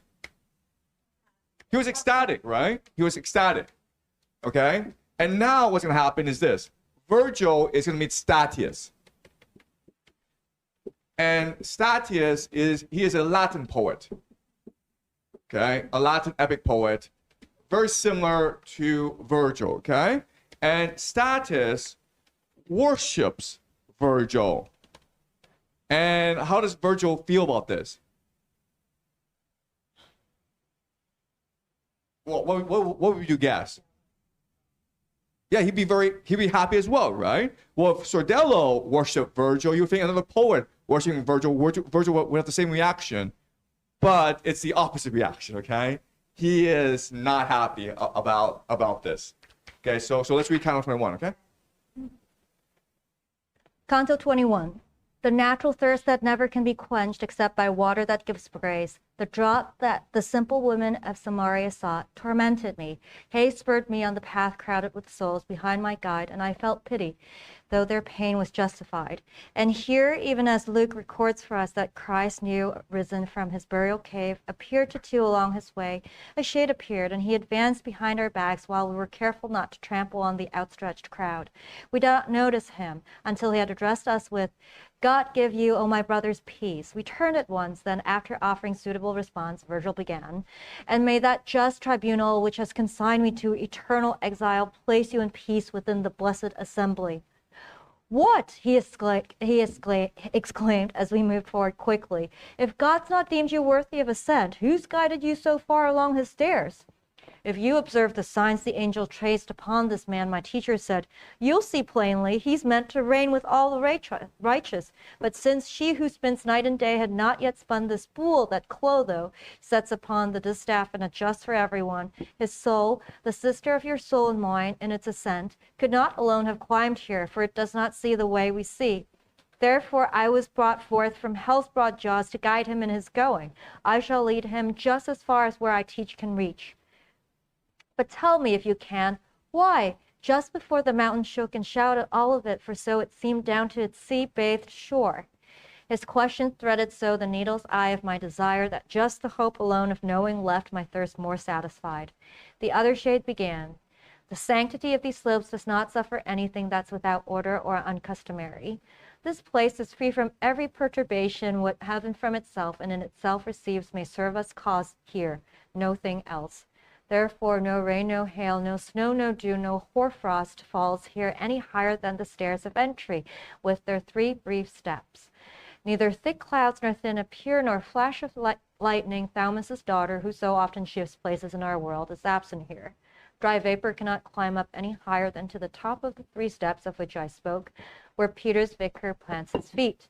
Below that point there may be smaller, ample tremors, but here above, I know not why, no wind concealed in earth has ever caused a tremor, for it only trembles here when some soul feels its cleanse, so that it rises or stirs to climb on high, and that shout follows. The will alone is proof of purity, and fully free surprises soul into a change of dwelling place, effectively. Soul had the will to climb before, but that will was opposed by a longing to do penance, as once to sin, and stilled by divine justice. And I, who have lain in this suffering 500 years and more, just now have felt my free will for a better threshold. Okay, stop. Okay. Why are souls being punished in purgatory? Soul had the will to climb before, but that will was opposed by longing to do penance, instilled by divine justice. Why are souls suffering in purgatory? What do these 3 lines mean?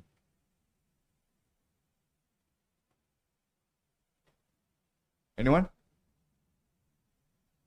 Fred? I think it's to test whether their mindset is true and whether their mindset is different from those in hell and that it's changed. Okay, read the lines to yourself, okay? And tell me, try to paraphrase these lines. Okay. Anna? I said they had the will to climb before, but that will was opposed by longing to do penance. That means they want to climb, but it's not wanting to do penance. So that's why it's... Nope.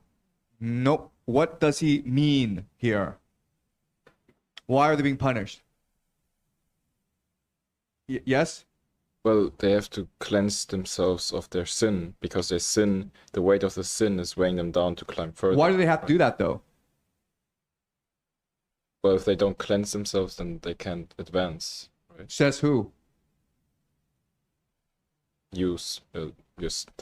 Excuse me? Yourself. Yourself. Do you understand the idea here? What this is saying is this. Yes, we have the desire to climb, but we also want to make ourselves worthy of God. It's not God punishing us. It's we're punishing ourselves to make ourselves worthy of God. We are cleansing ourselves of our sins by doing penance. Do you understand? This idea of complete free will. No one's making you do these punishments. You want to do these punishments because they make you a better person. And when you face God, you want to be the best person possible. You don't want to have any doubt. You don't want to have any sin in you. Okay? I mean, like, it's like going to the prom and, like, you know, dressing up really, really nicely. Okay? You want to be your best, and that's why you do penance. That's why you suffer. Okay, keep on going.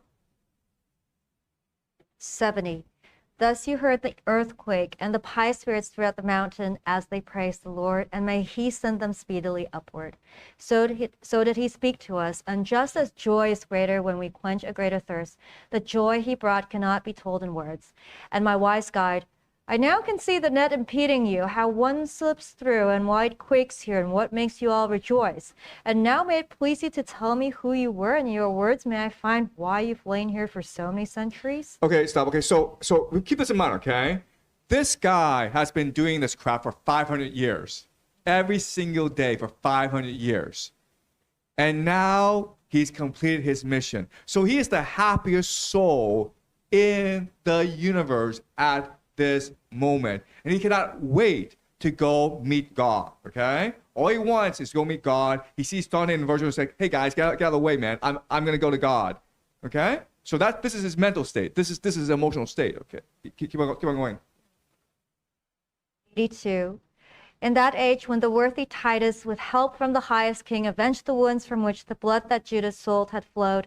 And what year is this? When worthy Titus avenged the wounds from which the blood that Judas sold had flowed. Do you guys know what year this is? Do you guys not know your Christian history? No. It's 70. Do you understand? 70. 70 is the year when the Romans burned down the second temple. Okay? Titus is the emperor, and he burned down the second temple. All right? And the Christians believe this is vengeance for the crucifixion of Jesus. All right, keep on going. 85. I had sufficient fame beyond. That spirit replied, I bore the name that lasts the longest and honors most, but faith was not yet mine. So gentle was the spirit of my verse that Rome drew me on, son of Toulouse, to her, and there my brow deserved a crown of myrtle. On earth my name is still remembered, Stasius. I sang of Thebes and then of great Achilles. I fell along the way of that last labor. The sparks that warmed me, the seeds of my ardor, were from the holy fire, the same that gave more than 1,000 poets light and flame. I speak of the Aeneid. When I wrote verse, it was mother to me, it was nurse. My work without it would not weigh an ounce, and to have lived on earth when Virgil lived, for that I would extend by one more year the time I owe before my exile's end. Okay, so like what he's saying is this, okay? The guy has spent 500 years in the same crap over and over to make himself worthy of God.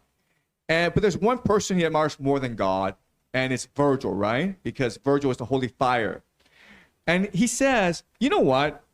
If I had a chance to meet Virgil just once, I would keep on going for another year. Okay? And Virgil is next to him, right? So how is Virgil feeling right now? He's ecstatic, right? He'd be like, oh, wow, I'm Virgil. Yeah. I'm better than God. Yeah. Wow, I'm the holy fire. Yeah. I nursed you. Yeah, that's me, man. Okay? You understand? All right. And now we're going to read this and appreciate there's no way Dante could have created Virgil. He had to summon Virgil, okay? Because it's too real, okay? Keep on reading. Verse 103. These words made Virgil turn to me, and as he turned, his face, through silence, said, Be still. And yet the powerful will cannot do all, for tears and smiles are both so faithful to the feelings that have prompted them that true feeling escapes the will that would subdue. But I smiled like a man whose eyes would signal. At this the shade was silent, and he stared where sentiment is clearest at my eyes. Stop. Sorry. Okay, this is really important, okay? Do you guys know what's going on here? You have to actually seen this yourself. You can actually just make this stuff up. What's going on here? Yes, Fred? Virgil is like, I'm not better than God. This guy's like too much of a super fan. Dante, please don't leak it. Yes. But Dante's eyes are so like wide. Yes. And the shade's just like looking at him, and it's like in a pantomime where he's behind you or something. Yes. And the shade, and he basically betrays Virgil's identity to the shade just with his expression. So much happens, right? And so much emotion, so realistic. And it's all just like micro expressions, right? It's just like Virgil's just like a quick look at him, right? he doesn't even say anything. He's like, just a quick look, like, you know? And then Dante's like he can't stop himself. He's just full of emotion. And Satis looks and says, you know something, okay? All right? So this is all really realistic, right? Keep on going.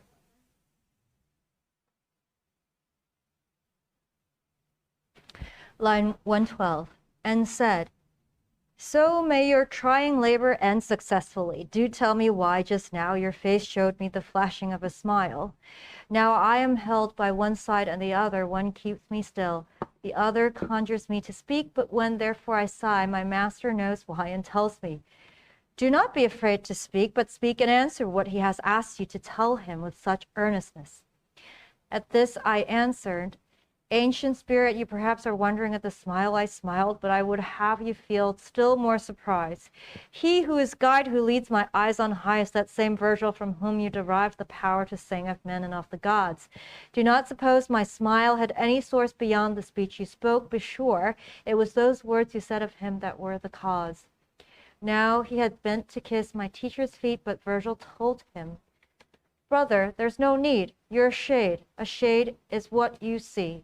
And rising he, now you can understand how much love burns in me for you when I forget our insubstantiality, treating the shades as one treats solid things. Okay, all right. Again, the contrast, right? Where Sodolo meets Virgil, Virgil tells him right away, I'm Virgil. And Sodolo says, wow, man, I'm your biggest fan.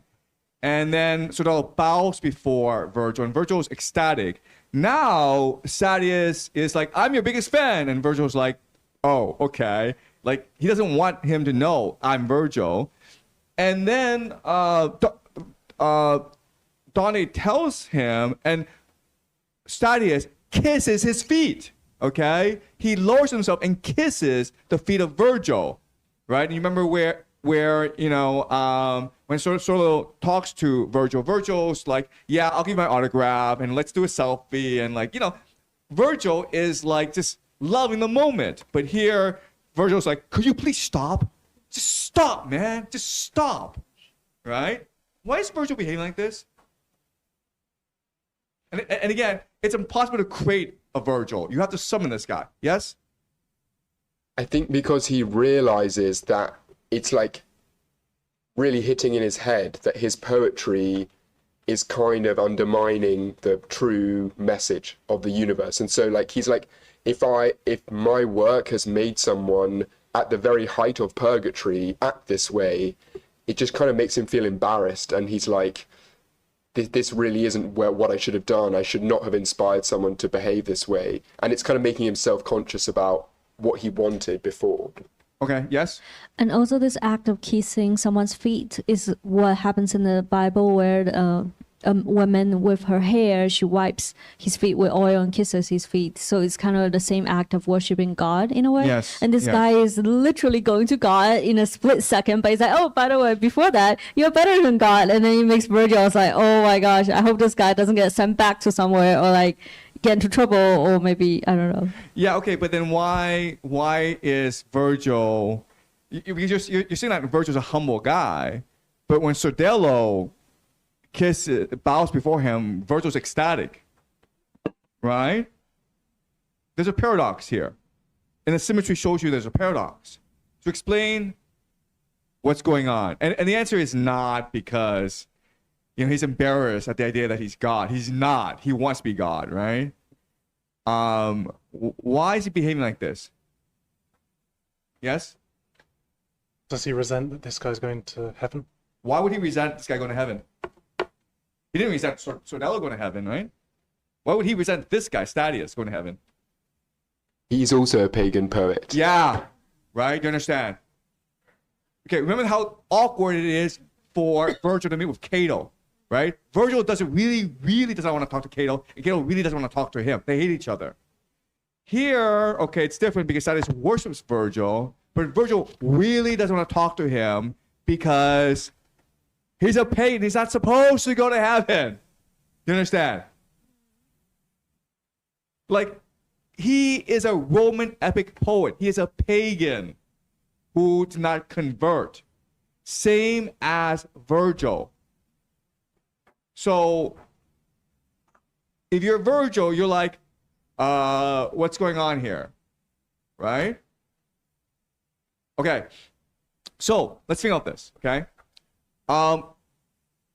we talked how when Virgil met Cato, Virgil just engaged in cognitive dissonance, right? He just forgot that Cato is a pagan, okay? But here he is able to recognize the fact that, yes, Status is a pagan, and I'm a pagan, and he's better than I am. How is he able to do this?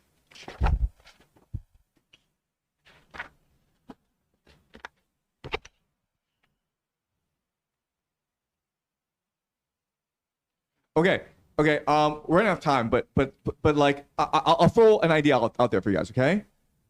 You cannot fool yourself ever, okay? You think you can fool yourself, but you cannot fool yourself ever. Why? Because you exist in infinite dimensions, and in some parts you still know the truth. In most parts, you may not know the truth. Does that make sense?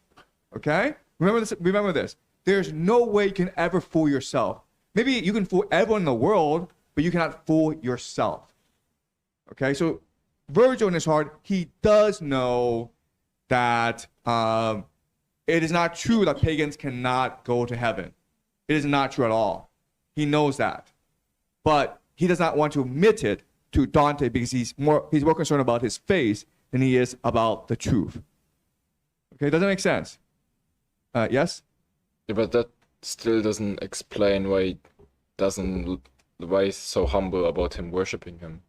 He's not humble. He's just annoyed. Okay. So imagine this. Okay. Like imagine this. So we've been here for 2 weeks. Okay. And then 20 years later. Sorry. So what was your name?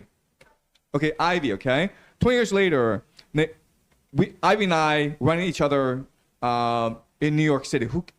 Paris? Who cares? Okay. But like we're walking the streets and like I'm walking and like she sees me and like she recognizes me and says, "Hey, Professor Jiang, you remember me?" I'm like, "I don't remember you." And then she's like, "Oh," and then she goes on like, "Oh, we took the seminar," and like, "Yeah, I remember you. You know, you were shy, you were very smart. Yeah, sure." And I'm very happy because she remembers me, and obviously the course had a huge impact on her. And I asked her, "So Ivy, what are you doing now?" And she says, "Oh, I'm teaching Dante at Harvard or Yale." Okay. What do I do now? Sorry, I have an appointment. See you later, Ivy. Okay. I'm not. Why would I do that? Like, sorry, I have an appointment right now. I'll talk to you later. Why would I do that? Well, if you're Virgil, then I guess you're jealous. But if you'd be Dante, then you'd be happy for her, right? So it's my problem, you think? Well, yeah, I mean, you could be happy for her, but you can also be jealous that you didn't make it that far. Yeah, I mean, I think everyone would be a bit jealous, right? And it's not like Dante or Virgil. It's just like human nature. It's just human nature. Yeah. Okay. So that, again, that's why I say that Virgil cannot be created. He can only be summoned because his reaction is so human, right? Okay. It's very hard to make something like this up. You need to have like seen it yourself to appreciate this. Okay. Does that make sense? Okay. So Virgil is really angry and really jealous at Status because Status has reached heaven. But it's also about the bird. It's kind of like a burden, right? He says, "There's no need. You're a shade. A shade is what you see." I'm like the Status puts like a burden on Virgil, and Virgil can't really deal with that because like he can't deal with the love of Status. Yeah, and it's also like absurd, right? You're both like shades, right? So if you kneel down, I can't even actually feel you kissing my feet. Like this is absurd. Yes, Fred? I guess the other thing, other than summoning Virgil, that he could have done is in real life, if Dante met Beatrice's husband. So historically, she died young, but married like a banker. Yeah, that's right. So it's like if the banker came to, maybe Dante felt this for 1 second, like the banker came to Dante and be like, "I'm your biggest fan of all time," and he's like, "Well, you married my one true love, and then she died." So, like, how much can you? I don't really care that you're my fan, or it upsets me. Yeah, it's just human nature, okay? And that's why Divine Comedy is such literature, because it's something that resonates with you, okay? You just feel it's true, and it gives you tremendous insight into yourself as well as human nature. And you know, it's just a natural reaction, right? Okay, the other thing I will point out is, okay, we'll keep on reading 21, okay? Oh, 22 now, okay, yeah, sure. Canto 22. The angel now has left behind us, he who had directed us to the sixth terrace, having erased one P that scarred my face. He had declared that those who long for justice are blessed, and his voice concluded that message with Sitiunt, without the rest. And while I climbed behind the two swift spirits, not laboring at all, for I was lighter than I had been along the other stairs, Virgil began. Love that is kindled by virtue will in another find reply. As long as that love's flame appears without, so from the time when Juvenal, descending among us in hell's limbo, had made plain the fondness that you felt for me, my own benevolence towards you has been much richer than any ever given to a person one has not seen. Thus now these stairs seem short. But tell me, and as a friend forgive me if excessive candor lets my reins relax, and as a friend exchange your words with me. How is it that you found within your breast a place for avarice when you possessed the wisdom you had nurtured with such care? These words at first brought something of a smile to Sasius. Then he answered, every word you speak to me is a dear sign of love. Indeed, because true causes are concealed, we often face deceptive reasoning and things provoke perplexity in us. Your question makes me sure that you're convinced, perhaps because my circle was the fifth, that in the life I once lived, avarice had been my sin. Know then that I was far from avarice. It was my lack of measure thousands of months have punished. And if I had not corrected my assessment by my understanding what your verses meant when you, as if enraged by human nature, exclaimed, why cannot you, a holy hunger for gold, restrain the appetite of mortals? I'd now, while rolling weights, no sorry jousts. Then I became aware that hands might open too wide, like wings in spending, and of this, as of my other sins, I did repent. How many are to rise again with heads cropped close, whom ignorance prevents from reaching repentance in and at the end of life? And know that when a sin is countered by another fault directly opposite to it, then hear both sins, see their green wither. Thus I joined those who pay for avarice in my purgation, though what brought me here was prodigality, its opposite. Now when you sang the savage wars of those twin sorrows of Jocasta, said the singer of the bucolic poems, it does not seem from those notes struck by you and Cleo there that you had yet turned faithful to the faith without which righteousness works that do not suffice.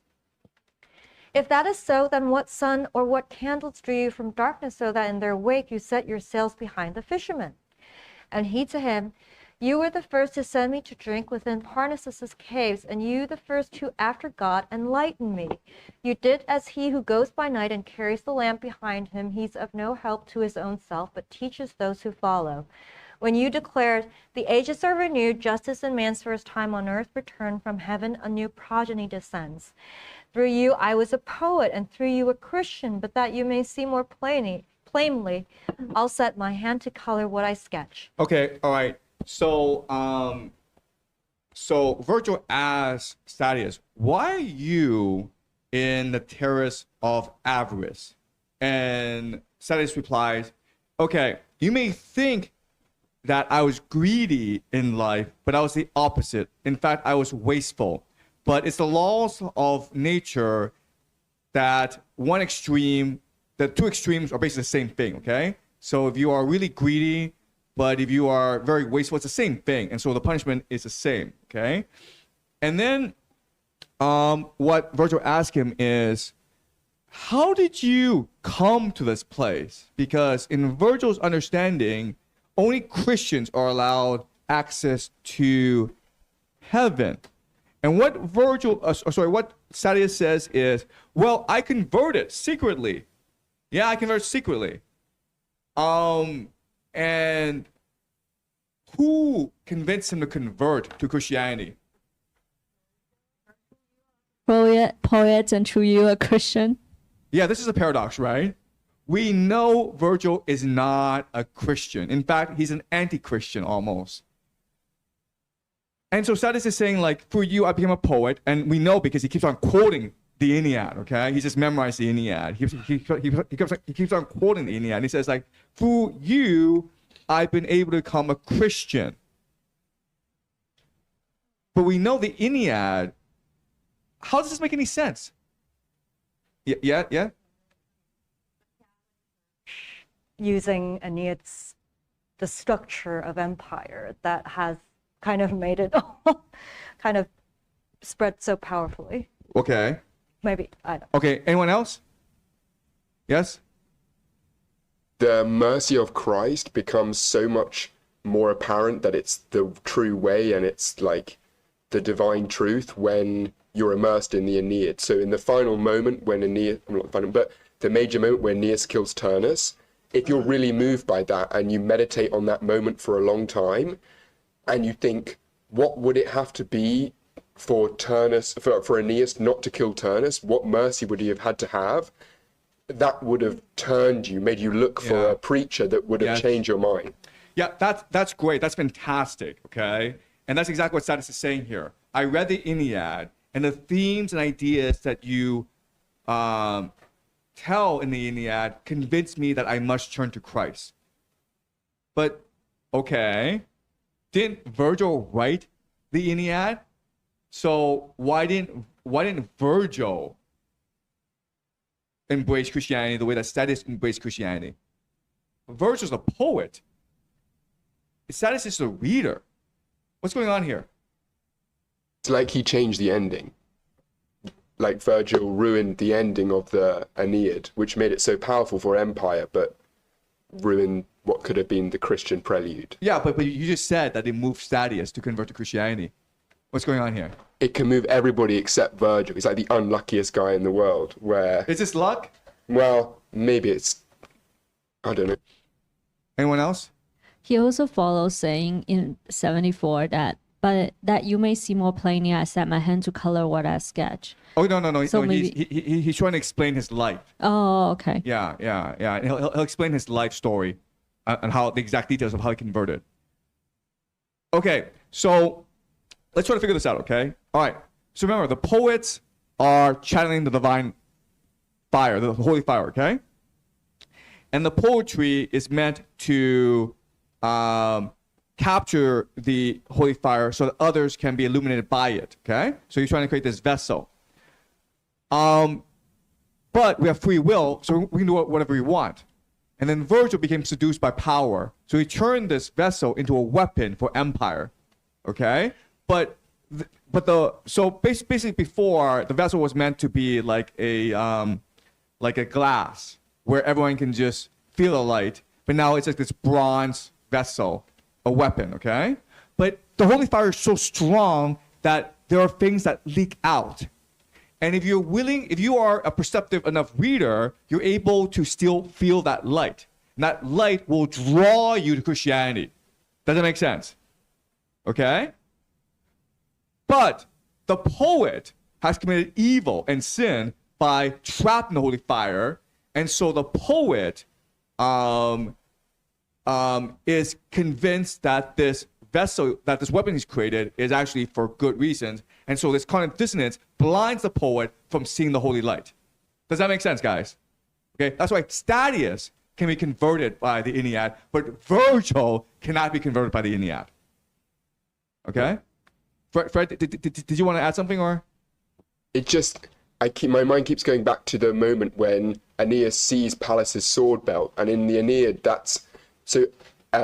the Aeneid portrays like Aeneas, he's really sad, he's really upset, he's so close to showing mercy to Turnus, but then he sees the sword belt of his friend, this young guy, Pallas, who Turnus had killed, and it's like the divine light leaking out. It's like Virgil going, I wish I had written it, I want to write it, that Aeneas shows mercy, but it's almost like seeing the sword belt of one of your comrades is empire. Yes. It's like the people that come before you, you're trying to propagate your empire for them, and that's what makes him change. So it's like Virgil's trying to say that he wished he hadn't written that, but he just did. Yeah. And Virgil did say he wished he didn't write that because he wanted to burn the manuscript, right? So yeah, so that's what's going on here. Okay. All right. Let's keep on reading. Line 76. Disseminated by the messengers of the eternal kingdom, the true faith by then had penetrated all the world, and the new preachers preached in such accord with what you'd said, and I have just repeated, that I was drawn into frequenting them. Then they appeared to me to be so saintly that when Domitian persecuted them, my own laments accompanied their grief, and while I could, as long as I had life, I helped them, and their honest practices made me disdainful of all other sects. Before, within my poem, I'd led the Greeks unto the streams of Thebes, I was baptized. But out of fear, I was a secret Christian, and for a long time showed myself as pagan. For this half-heartedness, for more than 4 centuries, I circled the 4th circle. And now may you, who lifted up the lid that hid from me the good of which I speak, while time has left us as we climb, tell me where's our ancient terrace, and Cecilius and Plautus, where is Varius, if you know, tell me if they're damned and in what quarter. All these in Persia's I and many other, my guide replied, are with that Greek to whom the Muses gave their gifts in greatest measure. Our place is the blind prison, its first circle, and there we often talk about the mountain where those who were our nurses always dwell. Euripides is with us, Antiphon, Simonides, and Agathon, as well as many other Greeks who once wore laurel upon their brow, and there of your own people one see Antigone, Diphile, Ismene, sad still, Argia as she was. There one can see the woman who showed Langia, and there Tiresias' daughter, there's Thetis, and with her sisters there, Deidamia. Both poets now were silent once again, intent on their surroundings. They were free of stairs and walls, with Day's first 4 handmaidens already left behind, and with the 5th guiding the chariot pole and lifting it so that its horn of flame rose always higher, my master said, I think it's time that we turn our right shoulders toward the terrace edge, circling the mountain in the way we're used to. In this way, habit served us as a banner, and when we chose that path, our fear was less because that worthy soul gave his assent. Those 2 were in the lead. I walked alone behind them, listening to their colloquy, which taught me much concerning poetry. But their delightful conversation soon was interrupted by a tree that blocked our path. Its fruits were fine, their scent was sweet, and even as a fir tree tapers upward from branch to branch, that tree there tapered downward, so as, I think, to ward off any climber. Upon our left, where wall enclosed our path, rich, bright running water fell from the high rock and spread itself upon the leaves above. When the 2 poets had approached the tree, a voice emerging from within the leaves cried out, This food shall be denied to you. Then it cried, Mary's care was for the marriage feast being seemly and complete, not for her mouth, which now would intercede for you.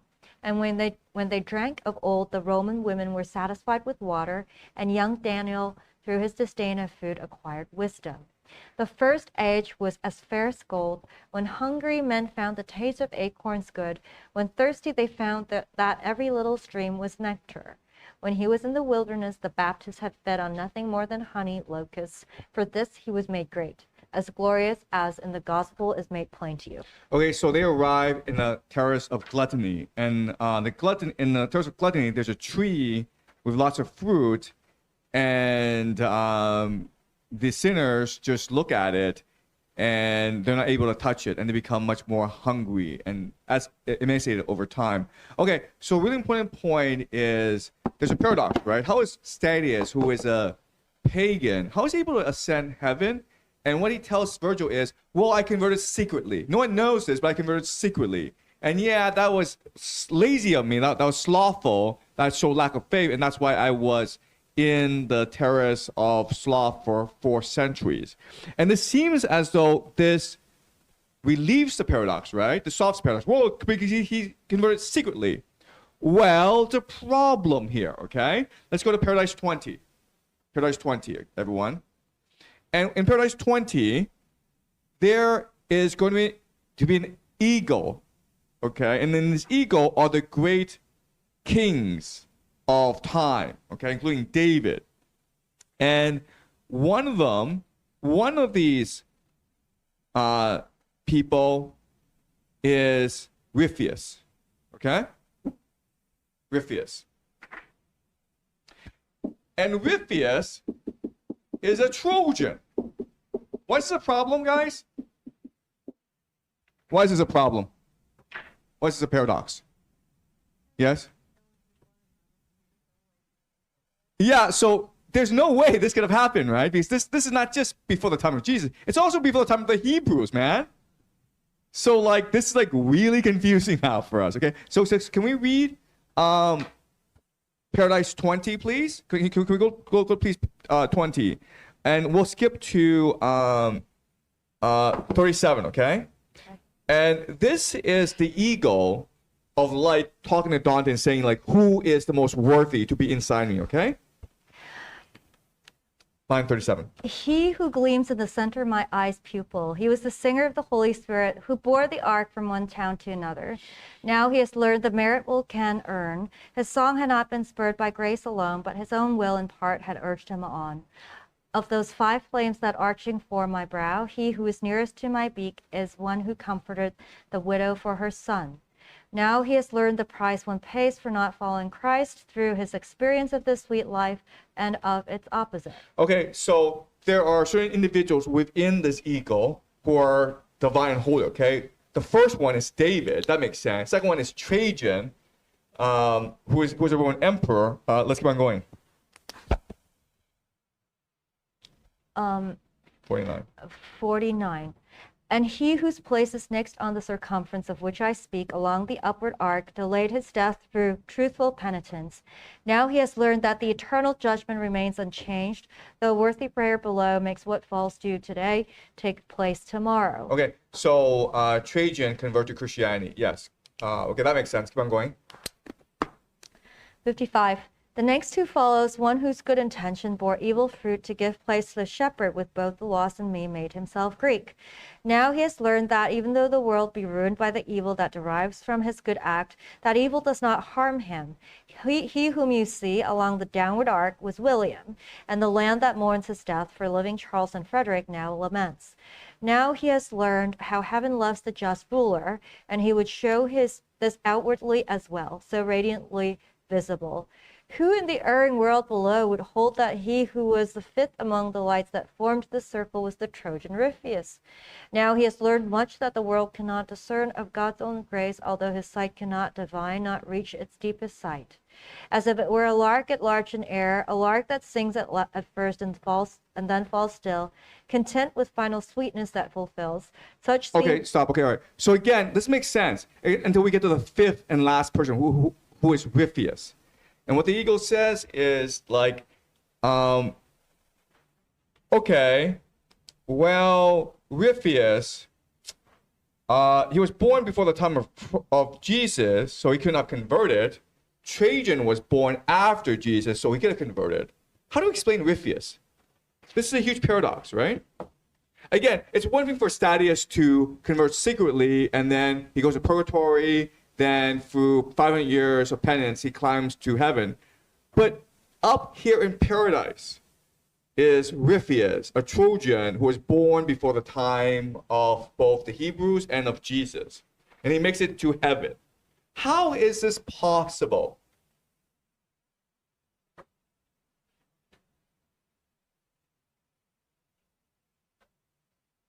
Okay, yes? I mean, that just shows like Dante's democratic sense, right? Everyone can make it to heaven if they really will it, like if they really want to. Okay, but Ripheus couldn't have willed it because he didn't even know heaven exists, right? He didn't know Jesus exists. He didn't know God exists. He doesn't know that stuff. Yeah, but you can still follow your intuition and know what's good and right. Like you don't need the knowledge of heaven. You just need to be a good human. Exactly. Okay. Does that make sense? Okay. So that's what Dante is saying. It's revolutionary. Okay. It completely counteracts the point that Virgil makes, which is like you have to be a Christian in order to make it to heaven.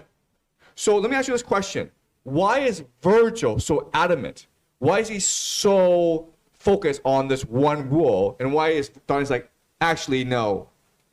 Because it's basically his mask or excuse of not making it to heaven. It's like, oh, they kind of excluded me because I was just born at the wrong time. Okay, it's not my fault. Like Jesus was so much later than me. It's taking the blame off him. But then now everybody else way older than him, before him, who had never met Jesus or the concept of Hebrews, they went to heaven. It's like kind of a slap in the face. It's like, you're just basically not a good enough guy. Okay, like to make it to heaven. Face it, guy. Like don't find excuse. Exactly. So he's constantly excusing himself, right? He rather, again, burn in hell than just to admit he's wrong. Ripheus is interesting because who creates Ripheus, this character? Virgil. Dante only knows about Ripheus because of Virgil. Can we Google this? Let's Google Ripheus and see what comes up, okay?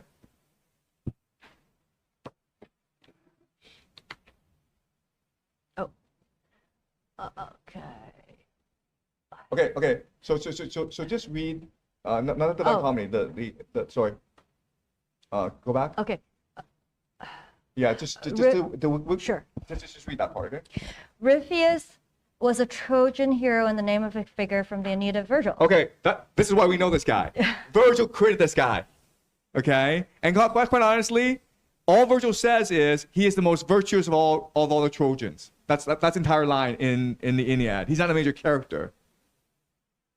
Okay, so can we write what Virgil writes? Just open up, Virgil writes, uniquely the most just of all the Trojans, the most faithful preserver of equity, but the gods decided otherwise. Okay, so this is a jab at Virgil, right? Virgil says, yeah, he's the wisest, the most just of the Trojans, and the gods didn't care. And Dante's like, no, the gods do care. Thank you very much. If you are righteous, if you are just, if you're virtuous, you will always go to heaven, regardless of time and space, regardless of your belief. Okay? Regardless of what Virgil says. Okay? So, again, the Divine Comedy is a rejection of Virgil, but it's also born of Virgil. Okay? It's like the father-son relationship. Okay, let's go back to Purgatory.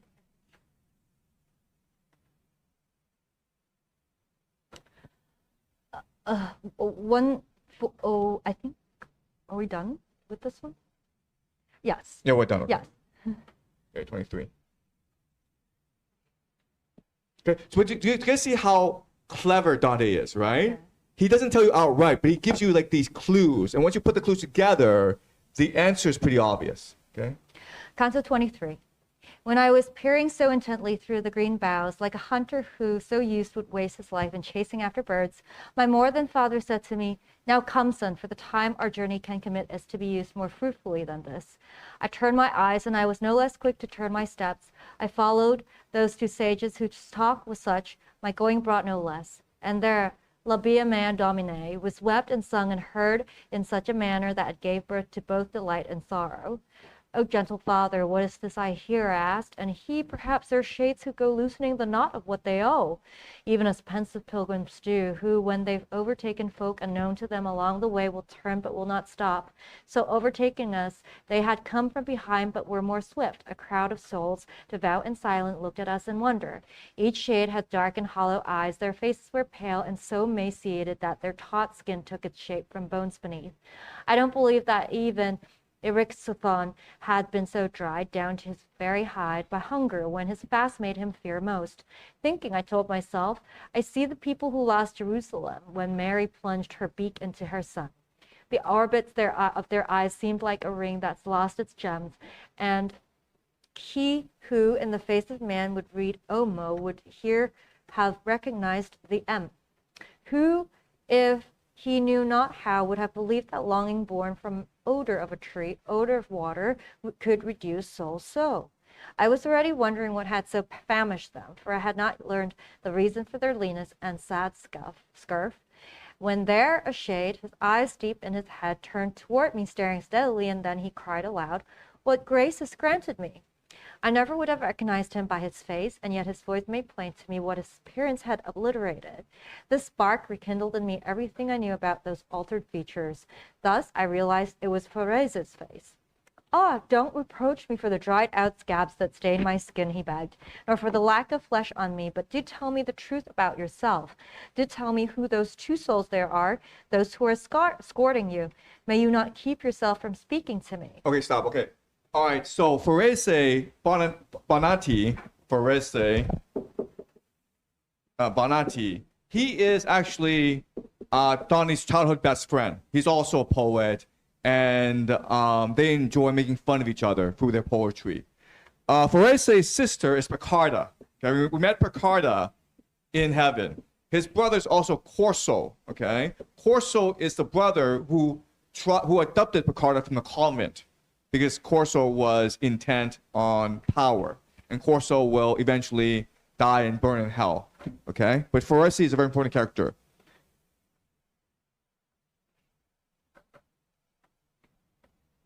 Line 55.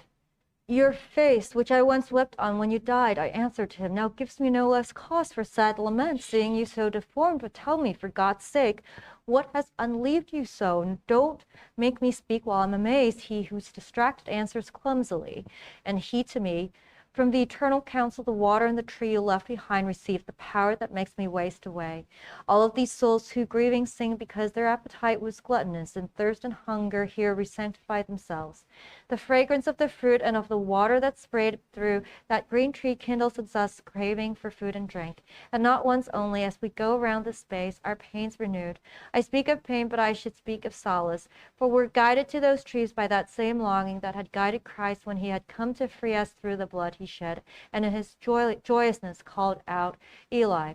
And I to him, Forese, from that day when you exchanged the world for better life until now, less than 5 years have revolved. And if you waited for the moment when the power to sin was gone, before you found the hour of the good grief that succors us and weds us once again to God, how have you come so quickly here?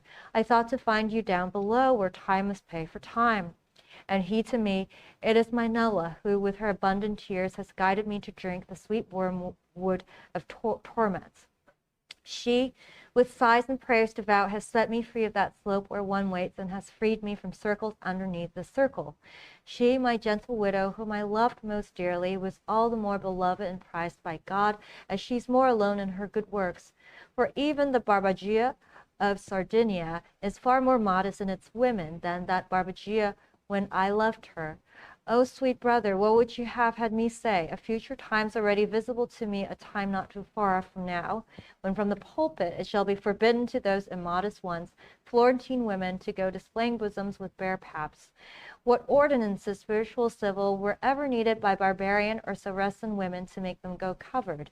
But if those shameless ones had certain knowledge of what swift heaven's readying for them, then they would have mouths open now to howl. For if our foresight here does not deceive me, they'll be sad before the cheeks of those whom lullabies can now appease grow beards.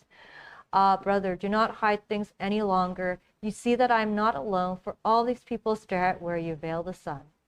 At this I said to him, if you should call to mind what you have been with me, and I with you, remembering now will still be heavy. He who precedes me turned me from that life some days ago, when she who's the sister of him, I pointed to the sun, was showing her roundness to you. It is he who's led me through the deep night of the truly dead with this true flesh that follows after him. His help has drawn me up from there, climbing and circling round this mountain, which makes straight you whom the world made crooked. And he says that he will bear me company until I reach the place where Beatrice is. There I must remain without him. It is Virgil who speaks to me in this way. And I pointed to him. This other is the shade for whom just now your kingdom caused its every slope to tremble as it freed him from itself. So Dante meets his childhood best friend, and he's ecstatic to see Forese again, right? But he's confused, and he asks Forese, I thought you were supposed to wait in Purgatory for a long, long time. It's been 5 years since your death, and already you made it really high up. And like, how is this possible, Forese? And what does Forese say? His widow, Nella, right, prayed every day for him. And because Nella was particularly virtuous and beloved by God, then Forese was able to come up very, very high. Okay? And this explains why there are certain infants in paradise, right? Because their parents were really virtuous and prayed for them every single day. Okay. Let's keep on going to count 24, please.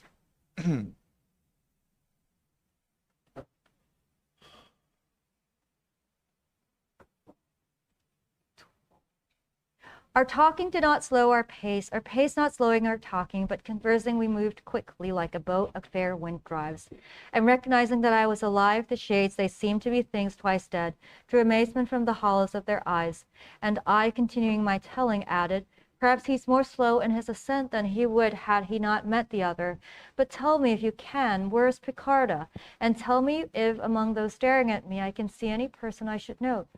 My sister, and I know not whether she was greater in her goodness or her beauty, on high Olympus is in triumph.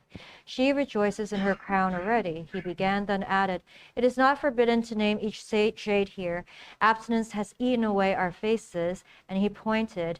This is Bonagiunta de Luca. The one beyond him, even more emaciated than the rest, had clasped the holy church. He was from Tours. His fast purchased Bolsena's eels, Vernaccia's wine. And he named many others one by one, and at their naming they all seemed content, so that for this no face was overcast.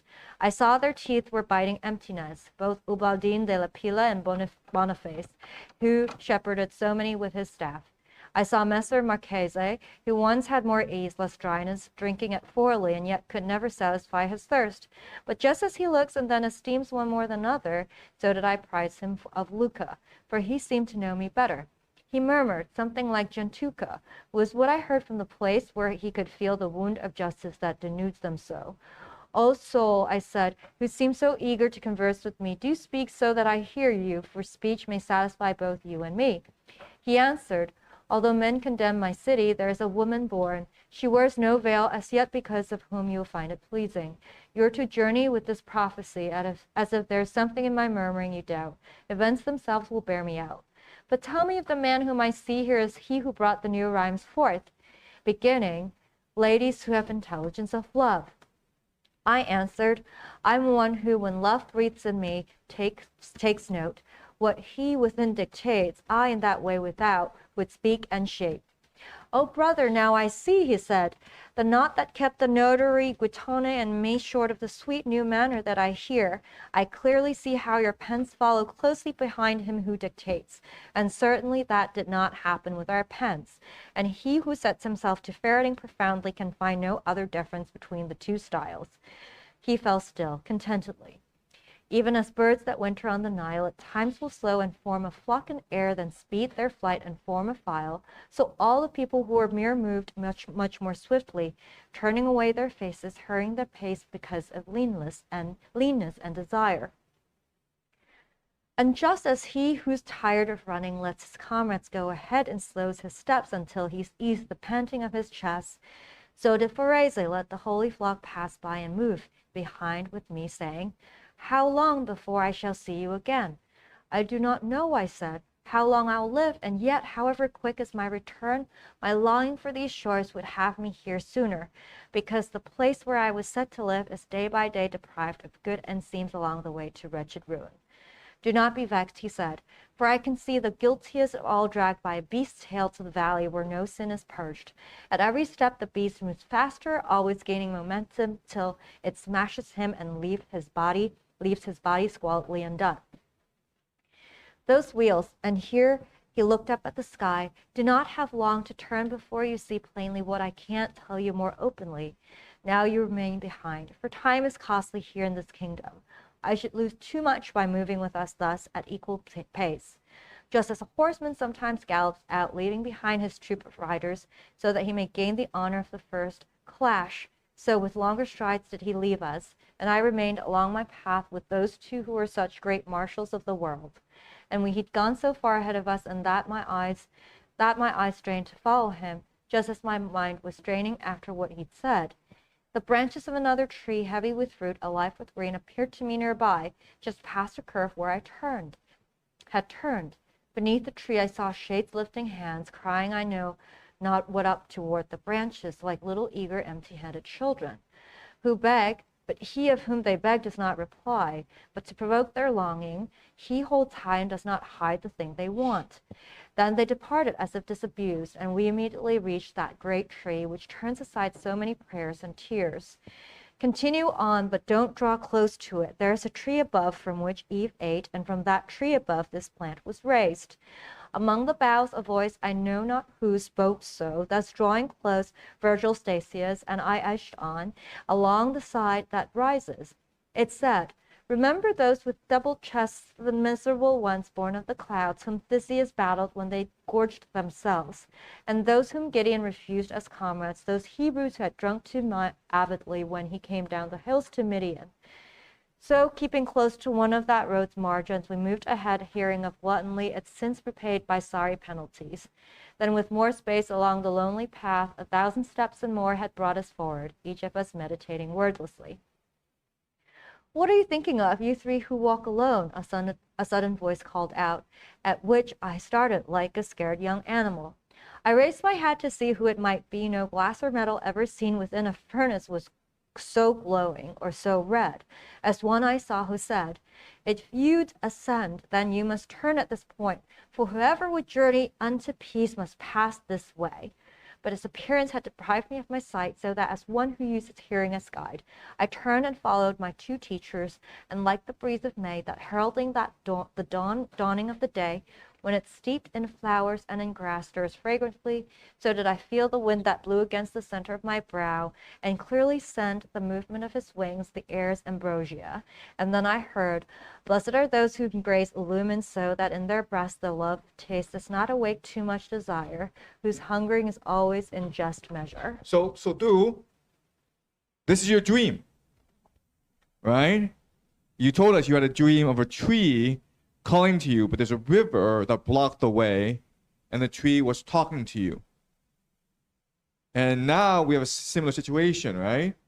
Where this is a tree with the fruit of the knowledge of good and evil, and everyone can only look at it longingly, and the tree talks to them, but you can never eat the fruit. What do you think? Is your dream similar to what's going on? So why do you think you had the dream?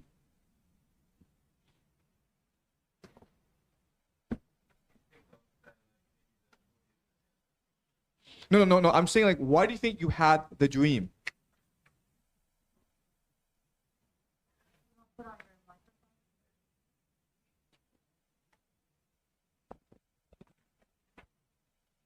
I'm still trying to figure it out, but like if I have to take a guess, that like I'm looking for a change in my life right now, and I've been thinking about like this all the classes that I took during this seminar, and about like imagination and love, and especially like during like I felt like pretty comfortable when we in the paradise, right? But like once we enter the hell and the purgatory, it made me to reflect on my past life, about all the wrongs I did to other people and stuff.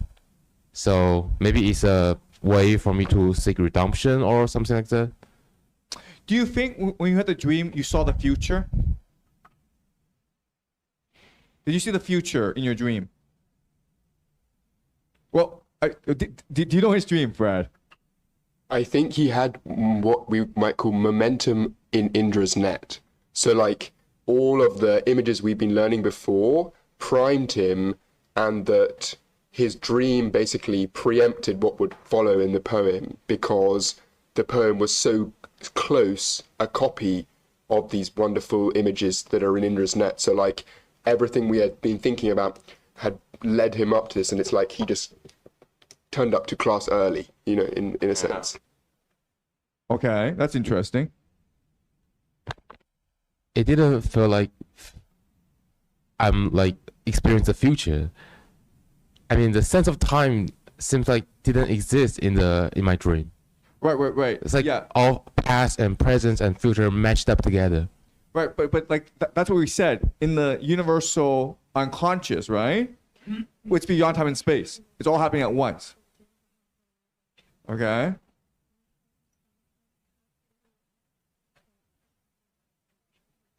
Are you surprised at all by this? You dreamt of this scene yesterday, and now we're talking about this scene, and we're trying to decipher your dream through this scene.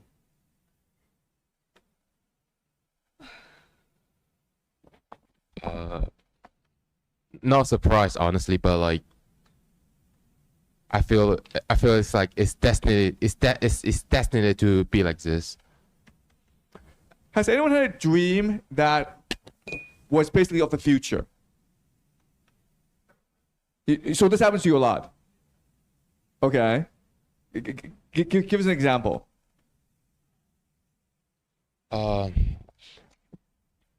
It's nothing like special, but sometimes it's just like when I enter like a building, a hall, or I just had a lunch with a stranger, and it just clicks. I was like, oh, I knew what would happen like five minutes later, or like an hour later. Yeah. Okay. Fred, I just had some very strange ones where like I had an ex-girlfriend and I dreamt that her body had become like fully fertile and she was trying to feed me from her enlarged breasts. And then like 2 days, I hadn't spoken to her for many months. And then 2 days later, she like calls me. And it was like one of the craziest moments of my life. Yeah, but this happens a lot. Well, when I count it as a lot, it feels like there's many moments. I'm saying like, what I meant is, I'm not saying it happens a lot to you, but I'm saying like, it's actually pretty common in the world, right? Yeah.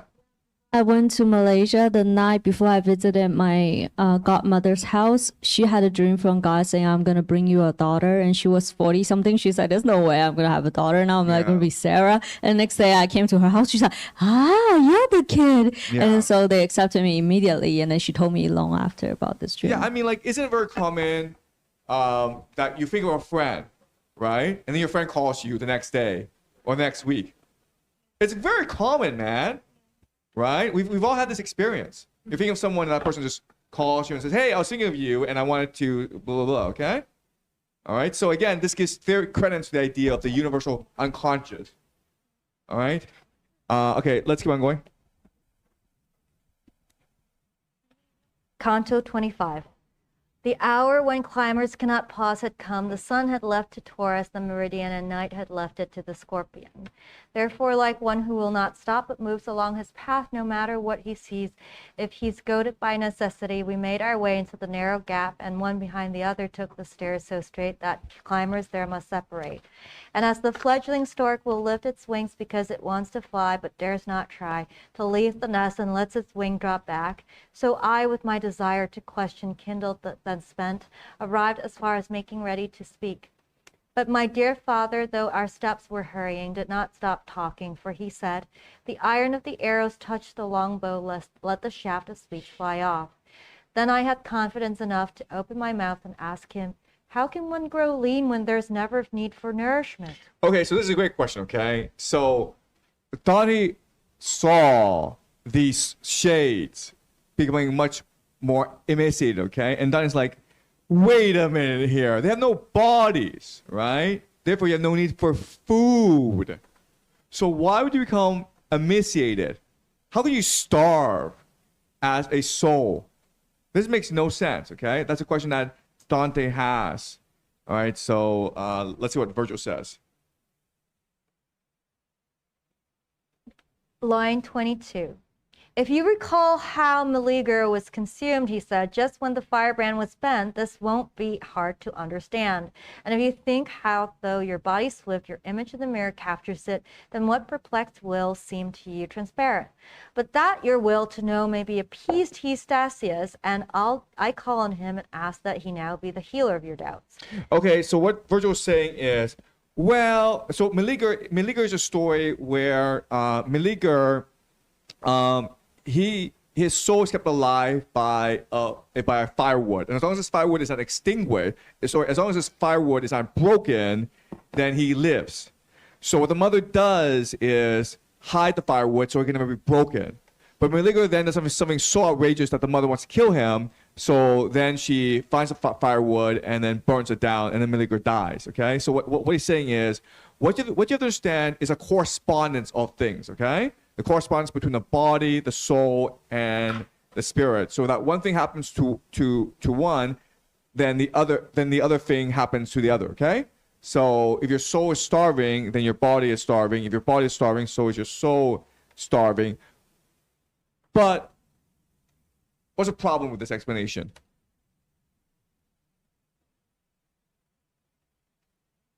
The body's gone, right? So this is really confusing. So he doesn't really answer. And he recognizes he doesn't really answer. So he says, let Statius answer, okay? All right, Statius, you try now. All right. Line 31. If I explain eternal ways to him, Statius replied, while you were present here, let my excuse be, I cannot refuse you. Then he began, if son, your mind receives and keeps my word, then what I say will serve as light upon the how that you have asked. The thirsty veins drink up the perfect blood, but not all of that blood. A portion's left like leavings that are taken from the table. Within the heart, that part acquires power to form all of another's human limbs. As blood that flows through veins feeds one's own limbs, digested yet again, that part descends to what is best not named. From there it drips into the natural receptacle upon another's blood. The two bloods makes one ready to be passive and one active because of perfect place. The heart prepared them. The active, having reached the passive, starts to work. First it coagulates and then quickens the matter it has made more dense. Having become a soul, much like a plant, though with this difference a plant's complete, whereas a fetus still is journeying, the active virtue labors, so the fetus may move and feel like a sea sponge, and then it starts to organize the powers that seed it. At this point, son, the power that had come from the begetter's heart unfolds and spreads, that nature may see every limb perfected. But how the animal becomes a speaking being you've not yet seen, this point so hard, it led one wiser than you are to err in separating from the possible intellect the soul, since he could see no organ for the mind, so did he teach. Open your heart to truth we now have reached, and know that once the brain's articulation within the fetus has attained perfection, then the first mover turns toward it with joy on seeing so much art in nature and breathes into it new spirit, vigorous, which draws all that is active in the fetus into its substance. It becomes one soul that lives and feels and has self-consciousness. That what I say may leave you less perplexed, consider the sun's heat that when combined with sap that flows from vines is then made wine. And when lachesis lacks more thread than souls divided from the flesh, potentially it bears with it the human and divine. But with the human powers mute, the rest, intelligence and memory and will are more acute in action than they were. With no delay, the soul falls of itself astonishingly on one of two shores. There it learns early what way it will journey. There, once the soul is circumscribed by space, the power that gives form irradiates as much as once it formed life limbs. And even as the saturated air, since it reflects the rays the sun has sent, takes rainbow colors as its ornament, so there, where the soul stopped, the nearby air takes on the form that soul impressed on it, a shape that is potentially real body. And then, just as a flame will follow after the fire whenever fire moves, so that new form becomes the spirit's follower. Since from that airy body it takes on its semblance, that soul is called shade. That shape forms organs for each sense, even for sight. This airy body lets us speak and laugh. With it we form the tears inside the sighs that you perhaps have heard around this mountain. Just as we are held fast by longings and by other sentiments, our shade takes form. This is the cause of your astonishment. Okay, so let me explain what he is saying here, okay? And this goes back to the idea of the morphic fields that we discussed earlier, okay? So what he's saying is this. We know how the fetus turns into a baby, which turns into a body, right? That makes sense, okay? So the baby is in the womb, and at some point, the fetus becomes a baby, okay? That is this biology. The problem is consciousness. how does consciousness happen? And so what he's saying is this: at a certain point, the baby is so developed, okay? The baby is so developed that God can now smile upon it. And when God smiles upon it, what happens is that these universal unconscious that we've discussed, what it does is that it creates a soul inside the baby. Okay? Does that make sense? As the baby develops limbs and the full shape of the body, the soul itself starts to take shape as well. Okay? And we think that the soul, oh, it's a spark in us or it's part of the brain. No, it's actually the body itself. Okay? And these are what we call morphic fields. Morphic fields. So think as though your body is now emitting energy fields, okay? And that's how Francois was able to easily notice when Edward turned around. Okay, does that make sense? Because there are fields around you that feel the world spiritually around you and connect you to the universal consciousness, okay? So what happens is that, okay, these fields are now resembling your body, okay? So that each part of your body has its own field. Your organs have their own fields. Even when your body decomposes, these fields are still around that mimic your old body. And as such, you can still feel the way that your old body used to feel. Not as much, but there's still some elements to it. And that's how people are able to feel pain both in hell and in purgatory. It doesn't make sense, guys. All right. Yes? What about the souls in heaven? Do they also have like this? Excuse me? What about the souls in heaven? Yeah. So this is what we learn in paradise, right? What happens in heaven is like once you ascend to the divine light, all these fields have returned home. So what they do is they bend to fit heaven now. Does it make sense? Before, these fields bended to fit your body. Once you go home to heaven because of the divine light, they now bend to fit the divine light.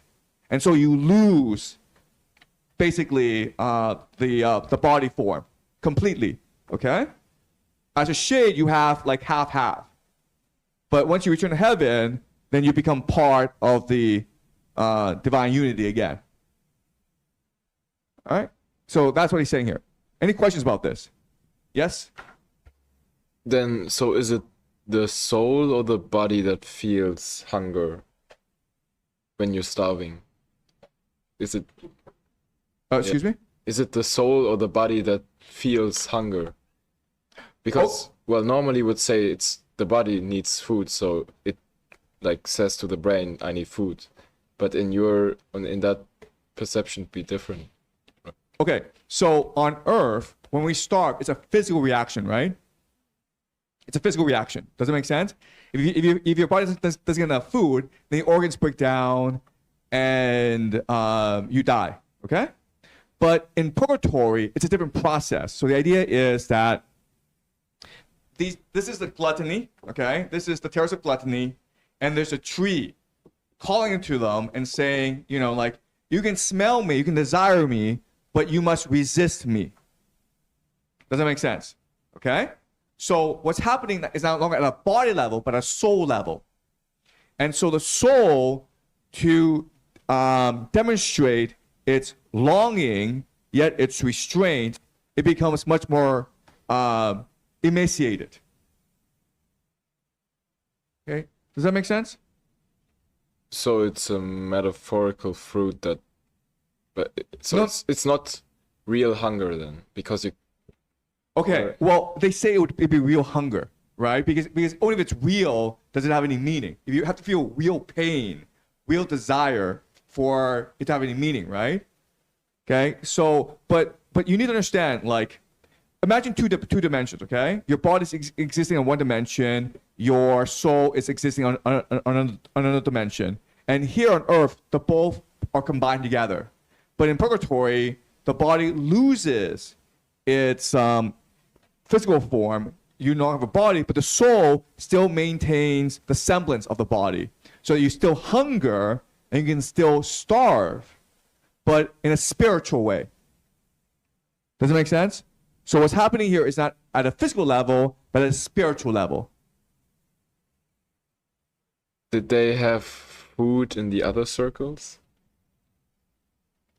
And the other That's what Don is saying here. There's no food. There's no need for food. Yes. Yeah, it makes me think about like David's Psalms that my soul longs for the Lord as the deer longs for the stream or something, and talking about drinking of this like eternal water or whatever, like his soul. So I guess it's kind of the same thing, like your soul can thirst for things, and so these ghosts or shadows are longing for the same. And I think there's also a scientific experiment where like people who lose a limb, like your body thinks that you can still control that limb, and then it can, that's how the robotics can work, right? So all the neurons near that aspect makes your brain still controls it. So it's kind of like your soul, as long as it thinks that it still has that body part, you can somehow have that, move it, like to be able to control it or feel it. Yeah, it's called phantom limbs, okay? Phantom limbs, okay? Where like you lose actually your entire arm, but you still at some level think it's still there. It's really strange, okay? But you can Google phantom limbs. It's a very common psychological thing, okay? But the idea is this, okay? The idea is that our souls, okay? Our souls, they only long for one thing, which is the divine light, okay? To be closer to God, right? That's the divine light. That's what our souls aspire to, the divine light.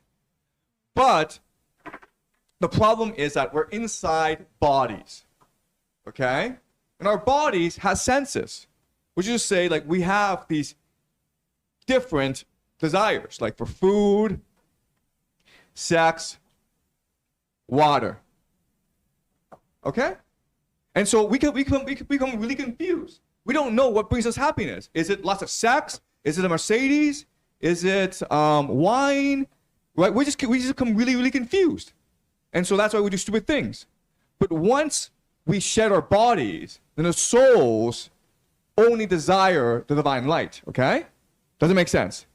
The problem with gluttony is the memory of these things, or desire for these things, are still there. And we want to pay penance for this. So our souls engage in a process of emaciation, which is, say, denial of divine light, in order to compensate for our gluttony on earth.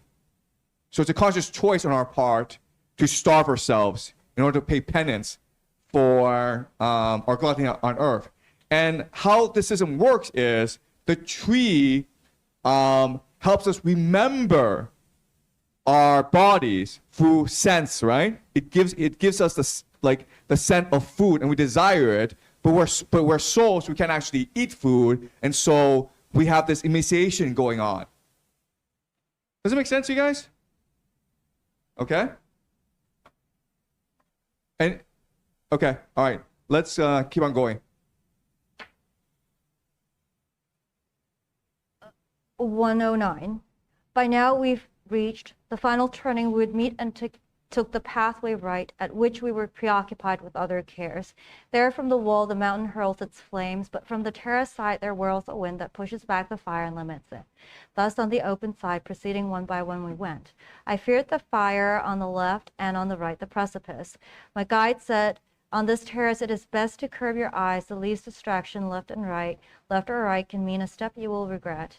Then from the heart of that great conflagration I heard Sume Deus Clementiae sung, and was not less keen to turn my eyes, and I saw spirits walking in the flames, so that I looked at them, and at my steps sharing the time I had to look at each. After they'd reached that hymn's end, Virum non cognoso, were the words they cried aloud. Then they began to hymn in a low voice again, and then again they cried. Diana kept to the woods and banished Helice after she'd felt the force of Venus's poison. Then they returned to singing, and they praised aloud those wives and husbands who were chaste, as virtue and as matrimony mandate. This is, I think, the way these spirits act as long as they are burned by fire. This is the cure and this the nourishment with which one has to heal the final wound of all. Okay, all right. So we'll go over by like 5 minutes. It's fine. Okay. One last question is: they are now in the final terrace, which is the terrace of lust. What would fire, like stepping through fire, help cure you of lust? Yes. Because if you're a lustful person, you're kind of like consumed by this like burning desire that you have for like other people's body, and then so if you want to purify yourself, you need to be burned. You need to be able to like withstand the burning fire to withstand your burning desire for like lust. Okay, that makes sense for hell, right? To be punished for your lust through fire. But in purgatory, we want to prepare ourselves for heaven. We want to do penance and prepare ourselves for heaven. Is it like, because some of the times you're also like purified if you're like burned into like a very high temperature, like kind of like pottery and stuff, and then here in purgatory you're purified through fire, but then in hell you're just punished by being burned. Okay, yes? I think lust is not wrong, but the people here, they are kind of abusing the pleasure or like the power of lust, so that they need to correct their path. Okay, all right. Yeah. So let's continue the ceramics metaphor, okay? Why do you have to put your ceramics into fire? To harden it, right? In hell, inferno, how are the lustful being punished? Yeah, because they are, they're being whipped around, right? Because they are not consistent. Because they are not hard enough, do you understand? They're not firm.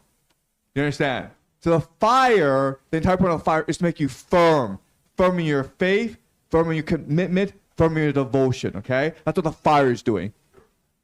Purifying you, but also basically hardening you. Okay? All right. So that's it. That's great. That's it for today. Any questions? Tomorrow, yes. One last question, Fred. Just one quick question. There was a line that really confused me earlier this morning, which is, you feel delight as nature fashioned you to feel. Is this Dante saying that some people are more ready to experience the love of God while they're alive than others? No. That's not what I'm saying. Okay. In Dante, nature and God are the same thing. Nature and God are not the same thing. It's really important for us to remember this, because in Shakespeare, the same thing. We talked about this yesterday, right? Where Professor Brown was saying, well, nature, naturalistic. I'm like, yeah, but is there a God? He's like, well, naturalistic, right? So in our world, in Shakespeare world, nature is God. But in Dante's world, it's different, because nature gives us our bodies, but God gives us our soul. Do you understand? So the soul aspires to divine light, but the body aspires to material pleasures. Okay? Does that make sense? Okay. All right. Thanks, guys. So tomorrow's the last class, and so think of how this course has changed you. Okay? And think about how the divine calling has impacted you. And I love the idea that you guys are having more dreams. Okay? This will be really important for tomorrow's discussion. All right. I'll see you everyone tomorrow.